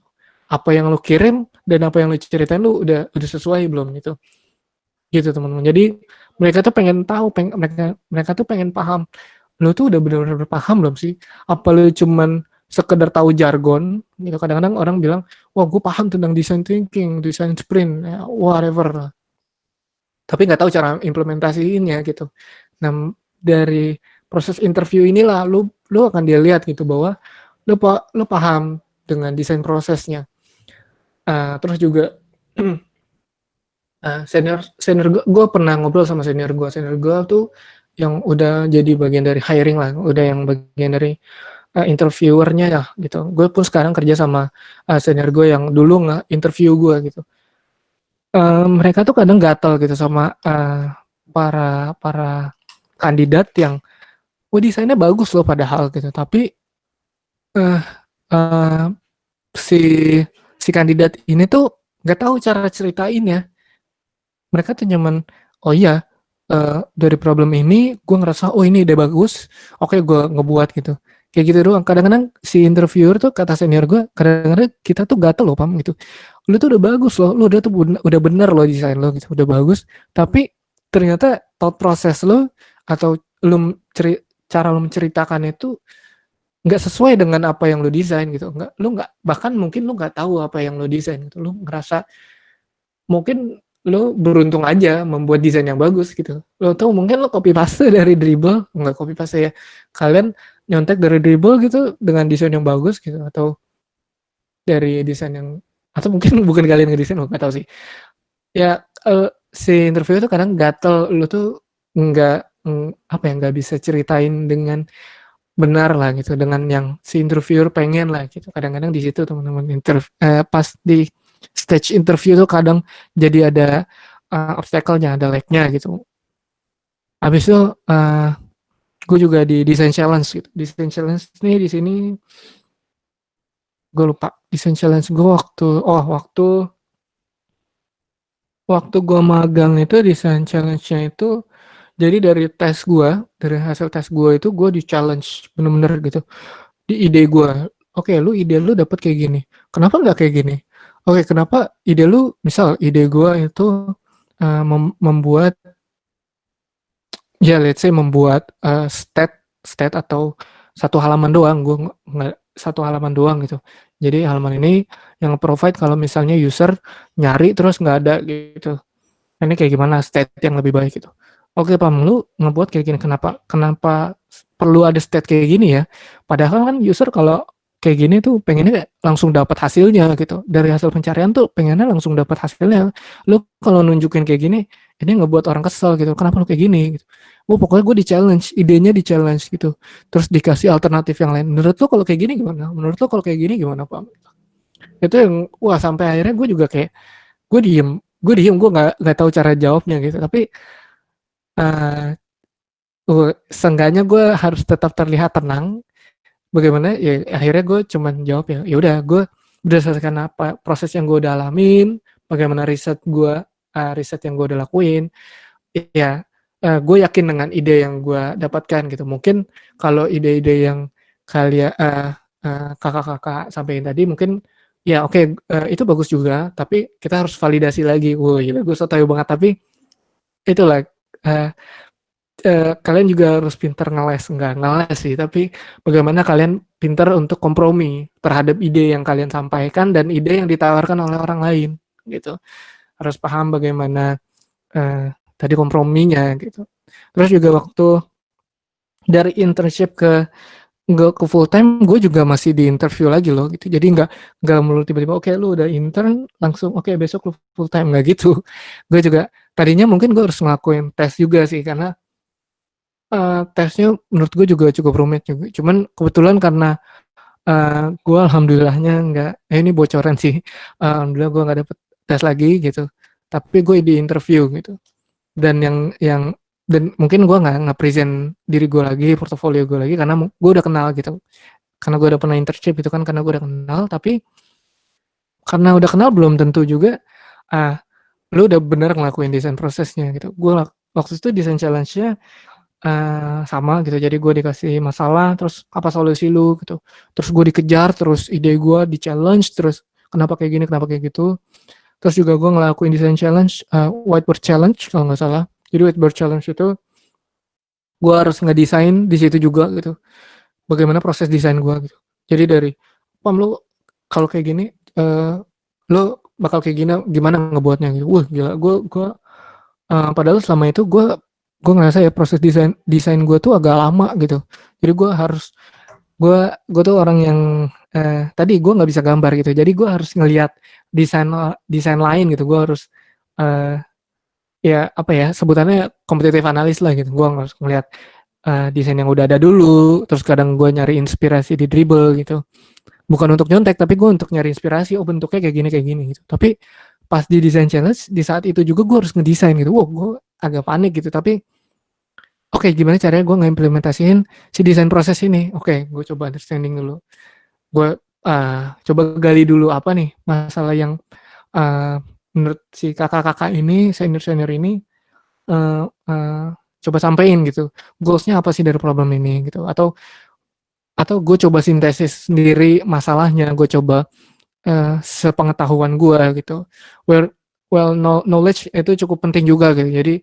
tentang knowledge kalian terhadap sebuah produk ternyata itu penting juga gitu maka kalian harus cukup sering baca-baca juga sih gitu ya terus gue pahamin habis itu gue langsung coba gambar di whiteboard gitu oke, mungkin masalahnya kayak gini kayak gini kayak gini dan kan karena desainnya mendadak gitu langsung saat itu juga ya otomatis banyak banget celah yang bakal ditabrak bakal ditembak lah sama si interviewernya gitu sama kakak-kakak senior gua gitu kenapa desain kayak gini Pam kenapa kayak gini Pam kenapa nggak kayak gitu Pam panik tapi gimana caranya gue bisa kompromi dengan desain yang ada dengan pengetahuan yang gue punya dan bagaimana gue akhirnya menentukan bahwa ide ini loh yang gue bisa tawarkan gitu bagaimana lo present si desainnya gitu ujung-ujungnya saya seperti itu gitu teman-teman jadi ini bocoran sedikit lah tentang interview dan online test gitu oh ya mungkin Gue kelupaan sedikit dengan CV screening. Mmm, CV itu kadang, disepelein ya, nggak disepelein sih. Beberapa juga, ngerasa bahwa CV itu yang penting, oh penuh, banyak, segala macam gitu. Tapi, eee, yang pengen gue sampein adalah kalian tuh pengen nge-apply sebagai desainer, UX designer, tapi kalian nggak mengimplementasikan UX, desain proses kalian ke CV, itu juga penting loh. Bagaimana desain kalian, bagaimana CV kalian, desain CV kalian gitu. Kadang CV itu penuh banget gitu, padahal secara usability, widih, secara apa ya, look, kelihatannya gitu, kalau CV penuh kan jadi, apa ya, orang tuh capek ngelihatnya juga gitu. CV-nya terlalu penuh gitu, kalian pengen nyantumin kalian ini itu gitu, padahal itu nggak terlalu penting gitu. CV itu yang penting ya kalian nujuin apa sih, pengen jadi UX designer di misal di perusahaan A gitu. Ya udah kalian cantumin apa yang menurut kalian penting gitu. Oke, pengalaman gue ini.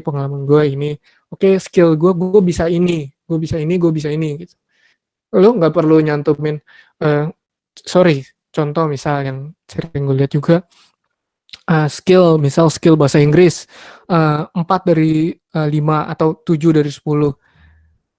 Menurut gue itu kurang relate gitu, karena siapa yang nilai itu gitu, kalian sendiri kan gitu. Jadi menurut gue ya ini, yang penting itu ya kalian cantumin apa yang menurut kalian relate dengan pekerjaan yang kalian tuju, terus juga cantumin mungkin skill-skill yang mumpuni, yang bisa apa ya, sesuai ya, yang relate dengan pekerjaannya gitu. Misal skillnya, uh, skill bahasa Inggris lu, skill skill lu suka, skill desain lu gitu, skill, riset lu, skill ngobrol lu mungkin gitu kan, skill komunikasi lu, cantumin aja itu gitu. Nggak usah nyantumin mungkin, skill lu main gitar, skill lu nyanyi, skill lu, hobi, itu kan jadi hobi ya. Well itu bagus, good to know, tapi itu nggak terlalu penting juga kan gitu. Terus juga pendidikan, kalian cantumin dari TK gue di sini, SD, SMP, SMA, terus gue pernah sekolah ini. Menurut gue itu juga nggak relate gitu.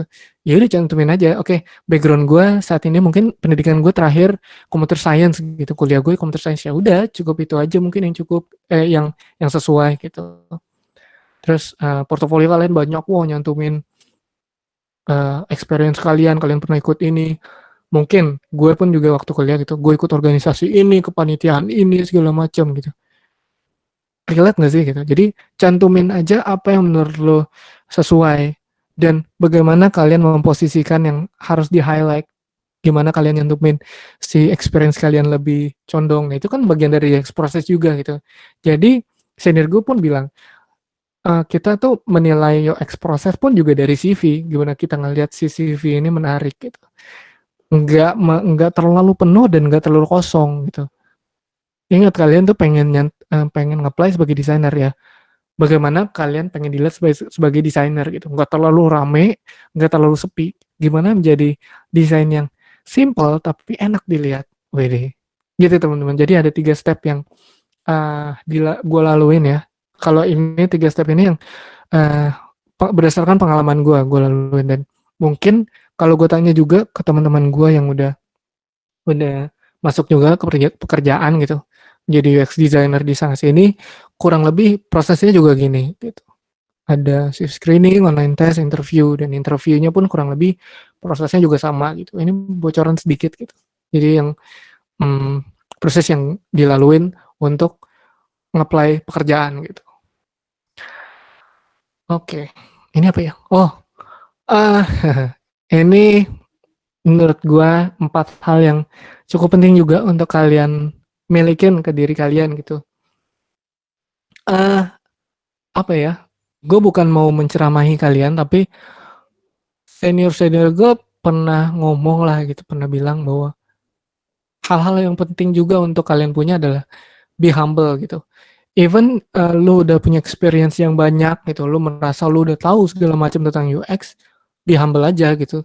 Bahwa ya udah, lu ngerasa apa yang lu nggak tahu, oke, lu mengakui, lu sadar bahwa oke, gue belum tahu segitu banyaknya, segitu banyaknya loh gitu. Oke, lo mengakui diri lo bahwa nggak begitu banyak yang gue tahu juga gitu. Kalaupun kalian tahu gitu ya, ya udah humble aja gitu. Orang lain mungkin nyampein, oh gue tahu tentang desain proses ini segala macam, ini proses ini. Walaupun kalian tahu, well tetap humble aja gitu. Karena itu menjadi kalian apa ya, ngebuat kalian jadi lebih lebih enak dilihat gitu. Pun para interviewer mungkin atau senior-senior lu ngelihat lu bukan orang yang so tahu, mungkin sombong atau segala macam. Sorry. Gitu. Jadi keep humble aja lah, being humble to everyone gitu. Ke teman-teman lu, ke senior-senior lu mungkin. Iya, ke adik-adik kelas lu mungkin yang pengen belajar juga, yang teman-teman lu yang lu belajar bareng gitu. Kayak gitu teman-teman. Terus juga always curious. Eh eh ini gue dapetin justru setelah gue magang ya gitu. Bukan gue kepedean, tapi teman gue pun nggak menyadari gitu, teman-teman gue banyak yang bilang bahwa gue tuh orangnya eh, pengen tahu gitu, pengen belajar terus, kepo lah ya sebutannya gitu, pengen oke, gue udah tahu tapi gimana sih cara lebih baik gitu. Gue tuh orangnya apa ya, selalu coba untuk gimana caranya lebih baik, gimana caranya lebih nyaman, gimana caranya lebih gampang mengerjakan itu, which is sebenarnya gue juga orang yang mager gitu. Kadang ya, desain proses itu banyak gitu. Kadang gue mager untuk ngelaluin semuanya, tapi gimana caranya ini ngelakuinnya lebih simpel gitu. Jadi always curious gitu. Walaupun gue udah tahu, tapi gimana caranya gue belajar ke orang orang lain gitu. Gue cari tahu ke orang lain gitu. Orang yang mungkin lebih senior dari lu, atau mungkin ke adik-adik kelas lu, atau mungkin ke teman lu yang eh, apa ya, mereka lebih tahu tentang hal ini gitu. Hal yang mungkin tentang ilustrasi yang baik, bagaimana penempatan layouting desain yang baik gitu. Being always curious aja sih gitu. Terus juga skill untuk adaptif. Jadi hmm, ini cukup penting juga sih, karena apa ya, uh, bagaimana lo bisa beradaptasi dalam semua situasi gitu. Mau lo extrovert, introvert gitu, lo harus bisa menyesuaikan diri lo dalam sebuah lingkungan gitu. Bagaimana lo menyesuaikan diri dalam apa ya, situasi gitu. Karena UX design ini bahkan kemarin pun banyak yang bilang gitu, orang-orang yang udah senior, di atas senior, principal dan head itu banyak yang bilang bahwa UX design ini itu apa ya, ranah yang abu-abu gitu, nggak ada yang pasti. Kalau coding mungkin udah pasti bentuknya tuh kayak gini, prosesnya tuh kayak gini, solve solve masalahnya tuh ada gitu, bisa dicari gitu di Stack Overflow. Lu bisa ngecari masalah apa ya, nge-solve masalahnya udah pasti gitu. Sedangkan kalau UX design ini, proses desain ini tuh abu-abu gitu. Semua berdasarkan perspektif dan gimana kalian bisa adaptasi dari semua hal itu gitu. Kalian oke, misal dari stakeholders ngerasa ini jelek, tapi kalau dari user ini bagus gitu. Gimana cara kalian adaptasi dalam keadaan itu gitu. Jadi skill adaptasi sih cukup penting. Dan ini juga secara gua nggak sadar mungkin ini yang terlatih juga selama gua magang gitu, selama gua kerja gitu. Akhirnya gua bisa apa ya? Walaupun gue masih struggling sebenarnya, gue adaptasi. Ah ini tiba-tiba berubah, tiba-tiba apa ya, kemauannya si stakeholdersnya berubah lagi gitu. Tapi ya gue harus bisa adaptasi dengan hal itu gitu. Terus yang terakhir, ini juga yang disampaikan sama eh, orang-orang yang udah senior lah, udah lebih dulu di UX design, bahwa setiap orang itu punya value-nya masing-masing gitu. Bawa diri kalian dengan value yang kalian punya. Even lo dari apa ya, jurusan yang sama mungkin, tapi gue yakin lo punya value yang kalian punya. Bahkan misalkan kalian bukan dari background background IT gitu, bukan background dari computer science, banyak kok sebenarnya dari teman-teman gue, rekan-rekan kerja gue di desainer yang bukan dari IT gitu, bahkan ada yang dari biologi, ada dari kedokteran hewan, ada yang dari psikologi, tapi mereka punya value masing-masing yang mereka punya, yang bawa gitu. Mereka punya perspektif terhadap melihat sebuah masalah gitu, value yang kalian punya gitu. Wih, gue sotoy banget ya, tapi bener sih, itu yang kalian ngebuat kalian menjadi unik gitu, ngebuat kalian layak untuk uh, menjadi UX designer gitu. Jadi milikin value kalian masing-masing gitu teman-teman. Jadi dari semua hal yang udah gue sampein, dari semua hal yang gue udah jelasin tadi, itu semuanya nggak akan berguna kalau kalian gak mulai gitu. Jadi pesan terakhir dari gue dan ini sedikit sponsor bahwa setiap hal yang lu pelajarin, setiap hal yang lu pengen mulai, pengen lakuin, nggak akan bisa terjadi kalau lu nggak mulai. Jadi, mulai aja dulu teman-teman. Dan sekian dari gue, terima kasih. Gue kembalikan ke Bang Ican. Oke, thank you Bang. Oke, terima kasih Bang Budi. Wah, luar biasa nih gue dengar materi lu sampai nggak tahu waktu ya. Coba lu hitung deh, dari jam 10 sampai jam 11.45 coba. Gila. Ini menandakan bahwa saking excitednya Bang Budi mau ngasih apa ya, pengalaman beliau gitu ke kalian gitu. Enggak, kebanyakan kayaknya gue kebanyakan ngomong aja sih Bang. Tapi keren sih, luar biasa. Oke Bang, tadi yang gue ambil ya, kita tuh yang gue ambil intinya sih kita tuh punya banyak banyak keinginan, banyak materi ataupun banyak yang ingin kita capai, tapi kalau kita tidak memulai apa yang kita pikirkan itu agak buruk juga ya. Nah, intinya juga ini bagus nih hashtag dari Toko Ijo, mulai dulu aja tuh luar biasa. Karena ketika kita punya ide gitu, kalau kita punya ide aja tanpa kita menjalankan kan sama juga bohong kan ya, betul sekali. Luar biasa. Ini banyak yang tanya Pam, tapi kalau cara gua rangkum itu ada sebagian yang udah lu jawab gitu. Makanya gua tanya sedikit nih karena juga waktu agak mepet nih dari. Waduh, sorry nih jadi nih. Luar biasa. Ya, dari pertanyaan satu aja kali ya Pam ya. Ini dari Linda, dia nanya ini nih. Proses validasi antara UX designer sama UX researcher apakah dianggap satu proses gitu Pak yang sama? Jadi jika ternyata beda, apa yang membedakannya gitu? Itu dari Linda. Proses validasi antara UX designer dan UX researcher. Ya itu apa dianggap satu proses atau beda gitu? Ini itu dulu ya. Nanti baru. Oke. Ya, bisa langsung diin aja Pak. Oke, thank you pertanyaannya tadi Linda ya. Thank you pertanyaannya, jadi gue coba jawab. Proses validasi itu biasanya kita kerjasama dengan researcher gitu. Satu proses, jawaban singkatnya satu proses gitu. Tapi jawaban panjangnya adalah kadang kita ngelakuin itu sebagai desainer, kadang kita doang gitu yang ngelakuin validasi gitu. Karena mungkin researcher lagi fokus di riset yang lain gitu. Kadang kita nge-testing sendiri gitu, ngevalidasi sendiri. Jadi kadang gue pun ngebuat prototype, ngebuat desain gitu ya. Gue coba validasi sendiri gitu ke teman-teman. Atau mungkin sebelum gue ngelakuin, gue konsultasi dulu ke researcher gitu. Misal siapa gitu. Salah satu researcher gue, Mas, gue pengen nge-testing ini nih Mas gitu. Gimana ya caranya ya, proses yang enak itu validasinya, yang enak gimana, yang simple gitu, yang nggak terlalu bertele-tele gitu. Nah nanti researcher tuh ngebuat guideline-nya atau ngasih guideline-nya gitu. Jadi kita tuh kerjasama gitu. Entah si researcher-nya ngasih guideline, jadi ngasih tahu gimana yang enak, atau researcher juga join gitu. Oh, gue lagi agak kosong sih Pam gitu. Bisa nanti gue bantu deh Pam untuk presentasinya gitu.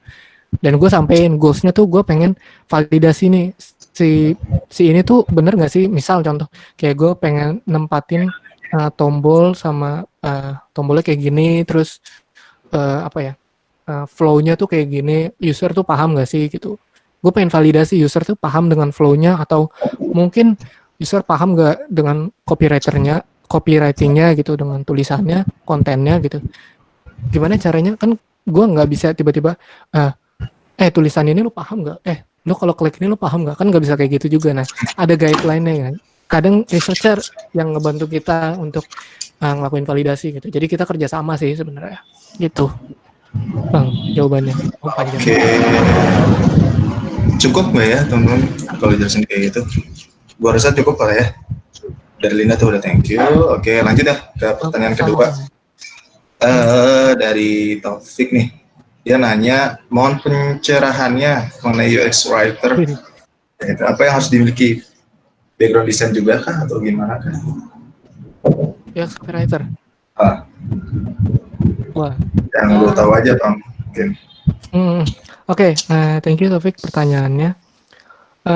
UX copywriter ini yang gue lihat ya, background yang paling penting ini sebenarnya komunikasi sih, ilmu komunikasi sih, karena mereka lebih concern terhadap bagaimana mengkomunikasikan suatu hal itu lebih enak gitu, lebih user friendly gitu. Kadang kita kan terlalu bertele-tele gitu menjelaskan suatu hal gitu. Kadang kita ngejelasin ini 3 baris gitu. Nah ya si UX copywriter tuh bisa aja jadi 2 baris atau 1 baris gitu. Jadi dalam satu kalimat yang lebih simpel gitu.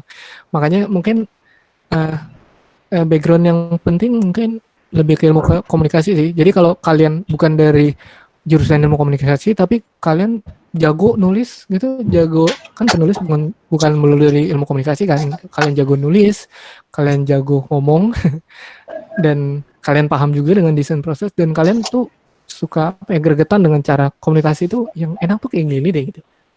Mungkin itu sih background yang penting sih. Oke. Berarti di sini gua rangkum tuh sebenarnya UX itu nggak mesti melulu tentang desain ya Tom ya? Yes, betul. Oke, karena kan tadi lu jelasin kalau di Tokped kan UX itu bukan Tok UX doang untuk mendesain UI lah ataupun apalah gitu. Ternyata bagian-bagian di situ pun banyak gitu loh. Oke, lanjut nih Bang. Ntar sebentar. Pertanyaan ketiga kali ya. Kalau yang lupa mau nanya apa? Bang nih, dari Johannes nih Bang. Ini lebih ke, bukan ke ini sih, ke teknikal. Tapi dia nanya gini nih, Bang, UX ini kan kalau di Indonesia rasanya masih kurang dihargai ya, terutama dari stakeholder bisnis tuh. Nah, pandangan lu akan hal ini gimana gitu? How do you convince people bahwa UX ini penting secara transisi itu? Coba lu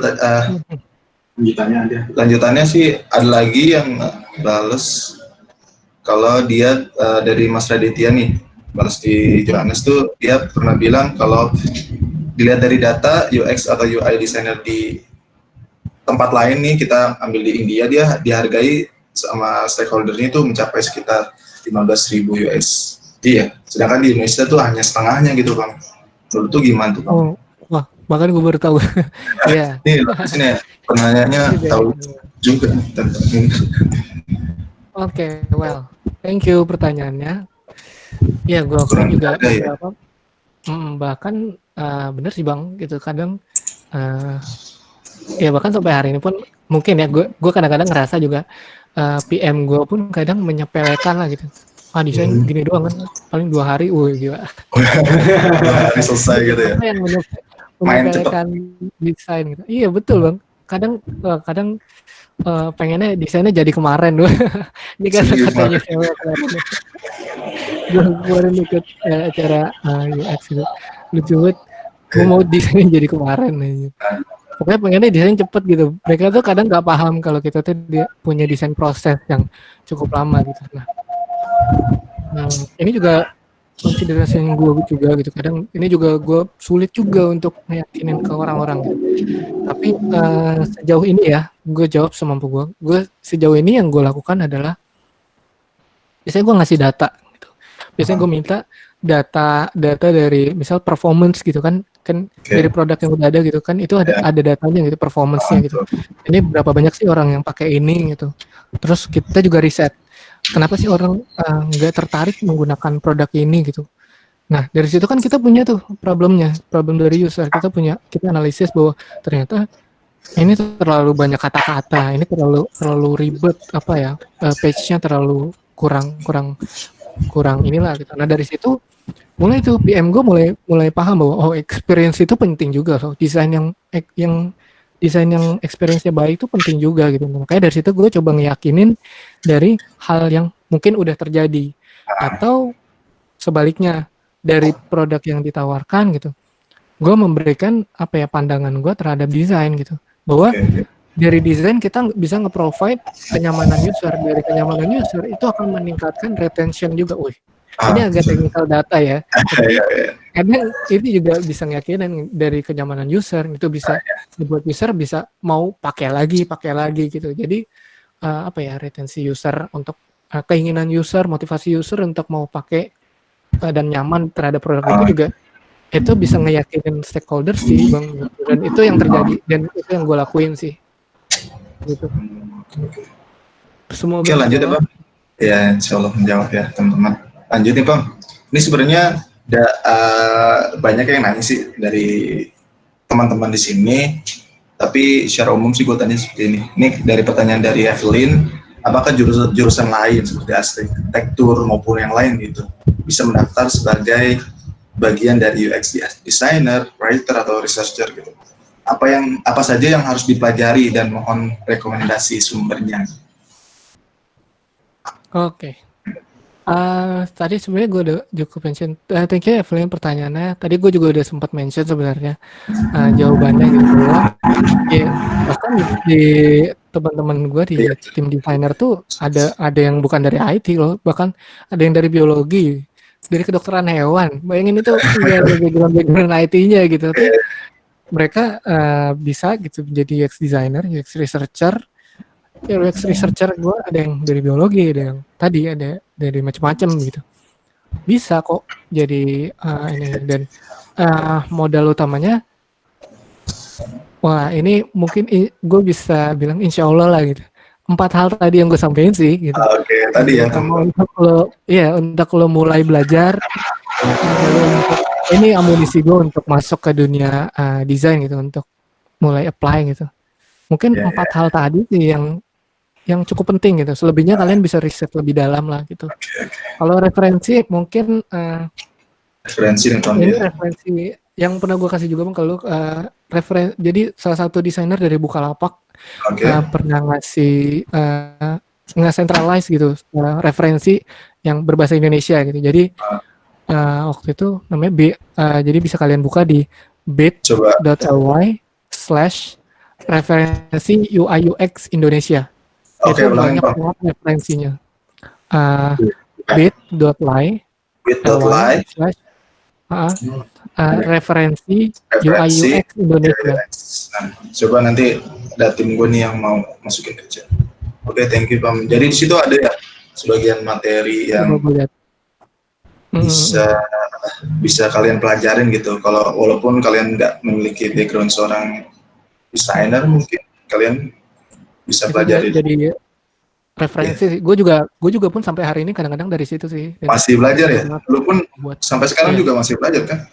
Itu dia. Ya pasti lah. Setiap bahkan senior gue pun kadang-kadang juga pasti pelajar kok. Nah, Kadang kita itu. juga udah lupa gitu. Kita fokus sama proses yang ini, kadang kita lupa dengan hal yang lain gitu. Nah, ya betul. Gitu Ini sih. teman-teman nih udah ya. Link pembelajarannya ada di chat. Kalau teman-teman mau lihat ataupun mau perdalam tentang UX. Atau mungkin buku-buku gitu Oh banyak iya, juga. buku. Kalau buku ada nggak Bang misalnya? Nah, kalau buku Kalau lu, gue nggak terlalu suka, bukan nggak terlalu suka, gue suka baca buku nih, banyak sih buku gue, tapi nggak ada yang berkaitan sama desain sih. Tapi gue waktu itu minjem sih.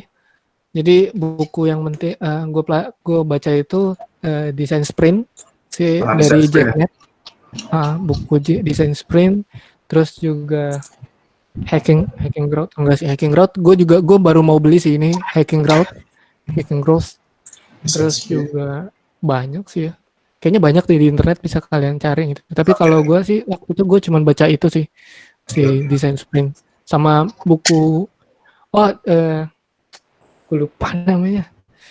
Itu waktu referensi gue untuk skripsi sih, tapi desain everyday, pokoknya desain everyday gue lupa lah. Pokoknya covernya ini. Gue lupa. Oke, ngomong-ngomong soal ini Bang. Bang, dengar-dengar lu belum wisuda ya Bang? Iya belum. Nggak tahu nih, teman-teman nih, gue yang mau kasih tahu kalau Bang Iya. Budi ini sebenarnya dia belum Waduh, wisuda cuy. serius. Dia udah 1 tahun, Iya. berapa bulan nih kerja? 1 tahun 2 bulan ya Bang? Iya. Ya, Ini 1 tahun 2 tahun ya, kedua belum wisuda. satu Tapi gue tahun udah dua lulus ya. Iya udah lulus tapi belum wisuda aja karena COVID ya. masalah Iya, COVID ya, nah pertama jadi, itu. satu memang kesalahan gua karena gua terlalu asik kerja jadi Asli gua nggak kerja, me astagfirullah. me me apa namanya, ngurusin dokumen untuk, Dokumen untuk lulusan. wisuda gitu. Daftar wisudanya nggak kelarang, terus kedua keburu COVID, jadi harus nunggu wisuda, nggak ada COVID jadi dimundurin terus wisuda, jadi ya well gua iya betul. Iya, jadi teman-teman nih kalau gue bisa ambil dari apa ya, dari Pambudi itu dia pun apa ya, dia pun belum lulus aja udah bisa karena keinginan dia gitu. Dia mulai apa yang dia suka gitu kan. Jadi teman-teman di sini jangan takut gitu. Kan tadi dia udah bilang kan kalau misalnya ada syarat untuk masuk ke suatu pekerjaan, syaratnya untuk masuk itu ada pengalaman kerja setahun gitu. Terus kita yang sebagai fresh graduate agak kebingungan kan gitu, Mhm. untuk ikut Nah itu untuk gue juga daftar nekat gitu. sih Bang sebenarnya Bang, gue Nah nge-apply itu aja gitu. intinya adalah sebuah kenekatan teman-teman. Mulai aja dulu, Nah, kita harus lebih ya mulai lebih aja dulu sesuai halus, dengan tagline-nya. mulai aja dulu, Nekat nekat di sini nekatnya dalam artian ini ya, dalam yang artian baik.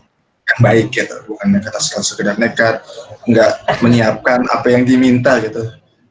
Ya Yes. tadi jelasin kalau apa, kalau perusahaan minta seorang UX designer tapi dalam CV-nya tuh tidak mencerminkan bahwa dia seorang UX gitu kan, jadi kan sayang juga tuh Mhm. sesuai. Iya. Kita nekat tapi sesuai aturan gitu, gitu Betul, ya. Betul betul nekat tahu diri betul. juga. Nggak tahu diri gitu ya. Nih, karena udah jam 12 nih dikit lagi, Pam. Satu lagi kali ya pertanyaannya. Terbiasa. Nanti teman-teman bisa, kalau misalnya ada yang masih ngejanggal, Pam, kalau misalnya mau nanya gimana tuh, Pam? Kalau Oh, boleh tanya gue.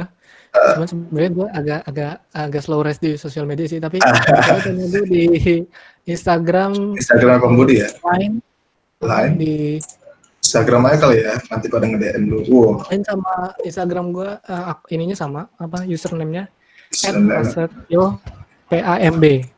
Ntar gue coba Prasetyo, tulis. Prasetyo. Ya teman-teman bagi yang masih nyangkut gitu, masih ngejanggal, dan teman-teman bisa aja Oh, ada 100 orang, tanya. banyak juga. Itu Banyak Pam, udah luar siapin. biasa. Nih, follow Kalau mau aja nih nanya-nanya akunnya. feel free aja gitu.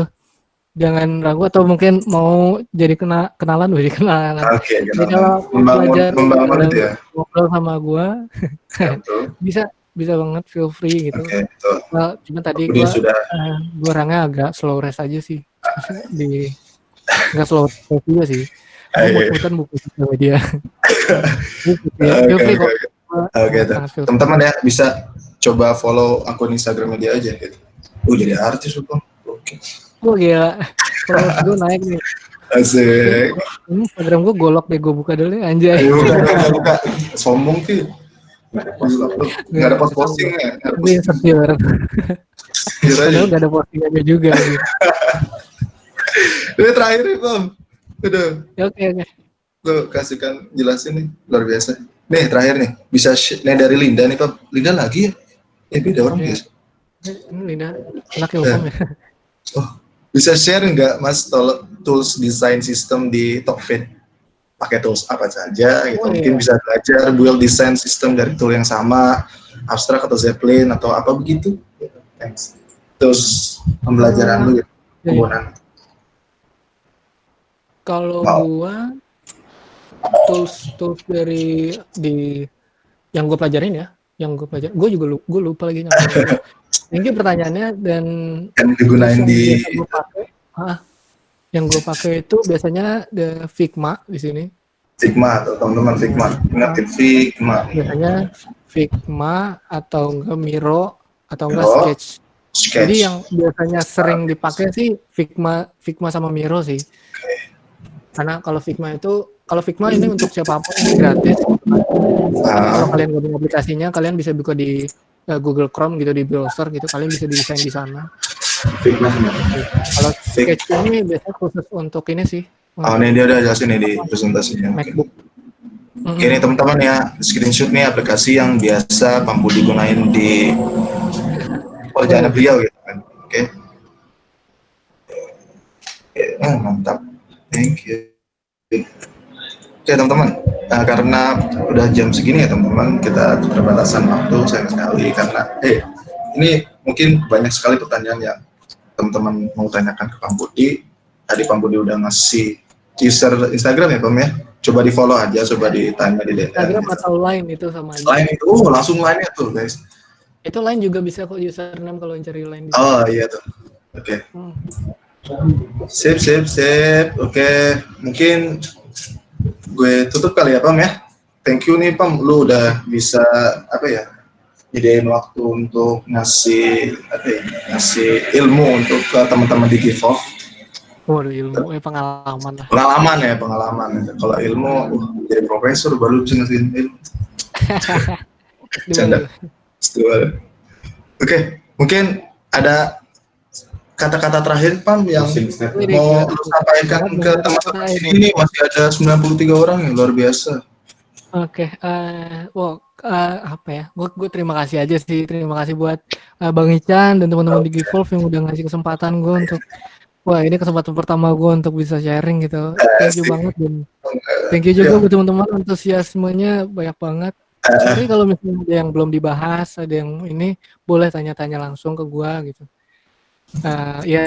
Mungkin dengan adanya ini kita bisa keep in touch lah gitu, bisa kenalan juga gitu. Dan sih mungkin itu, terima kasih banget pokoknya buat teman-teman semua dan mungkin jaga kesehatan juga. So perhatian ya gue ya, jaga kesehatan buat teman-teman dan jangan lupa untuk mulai aja dulu.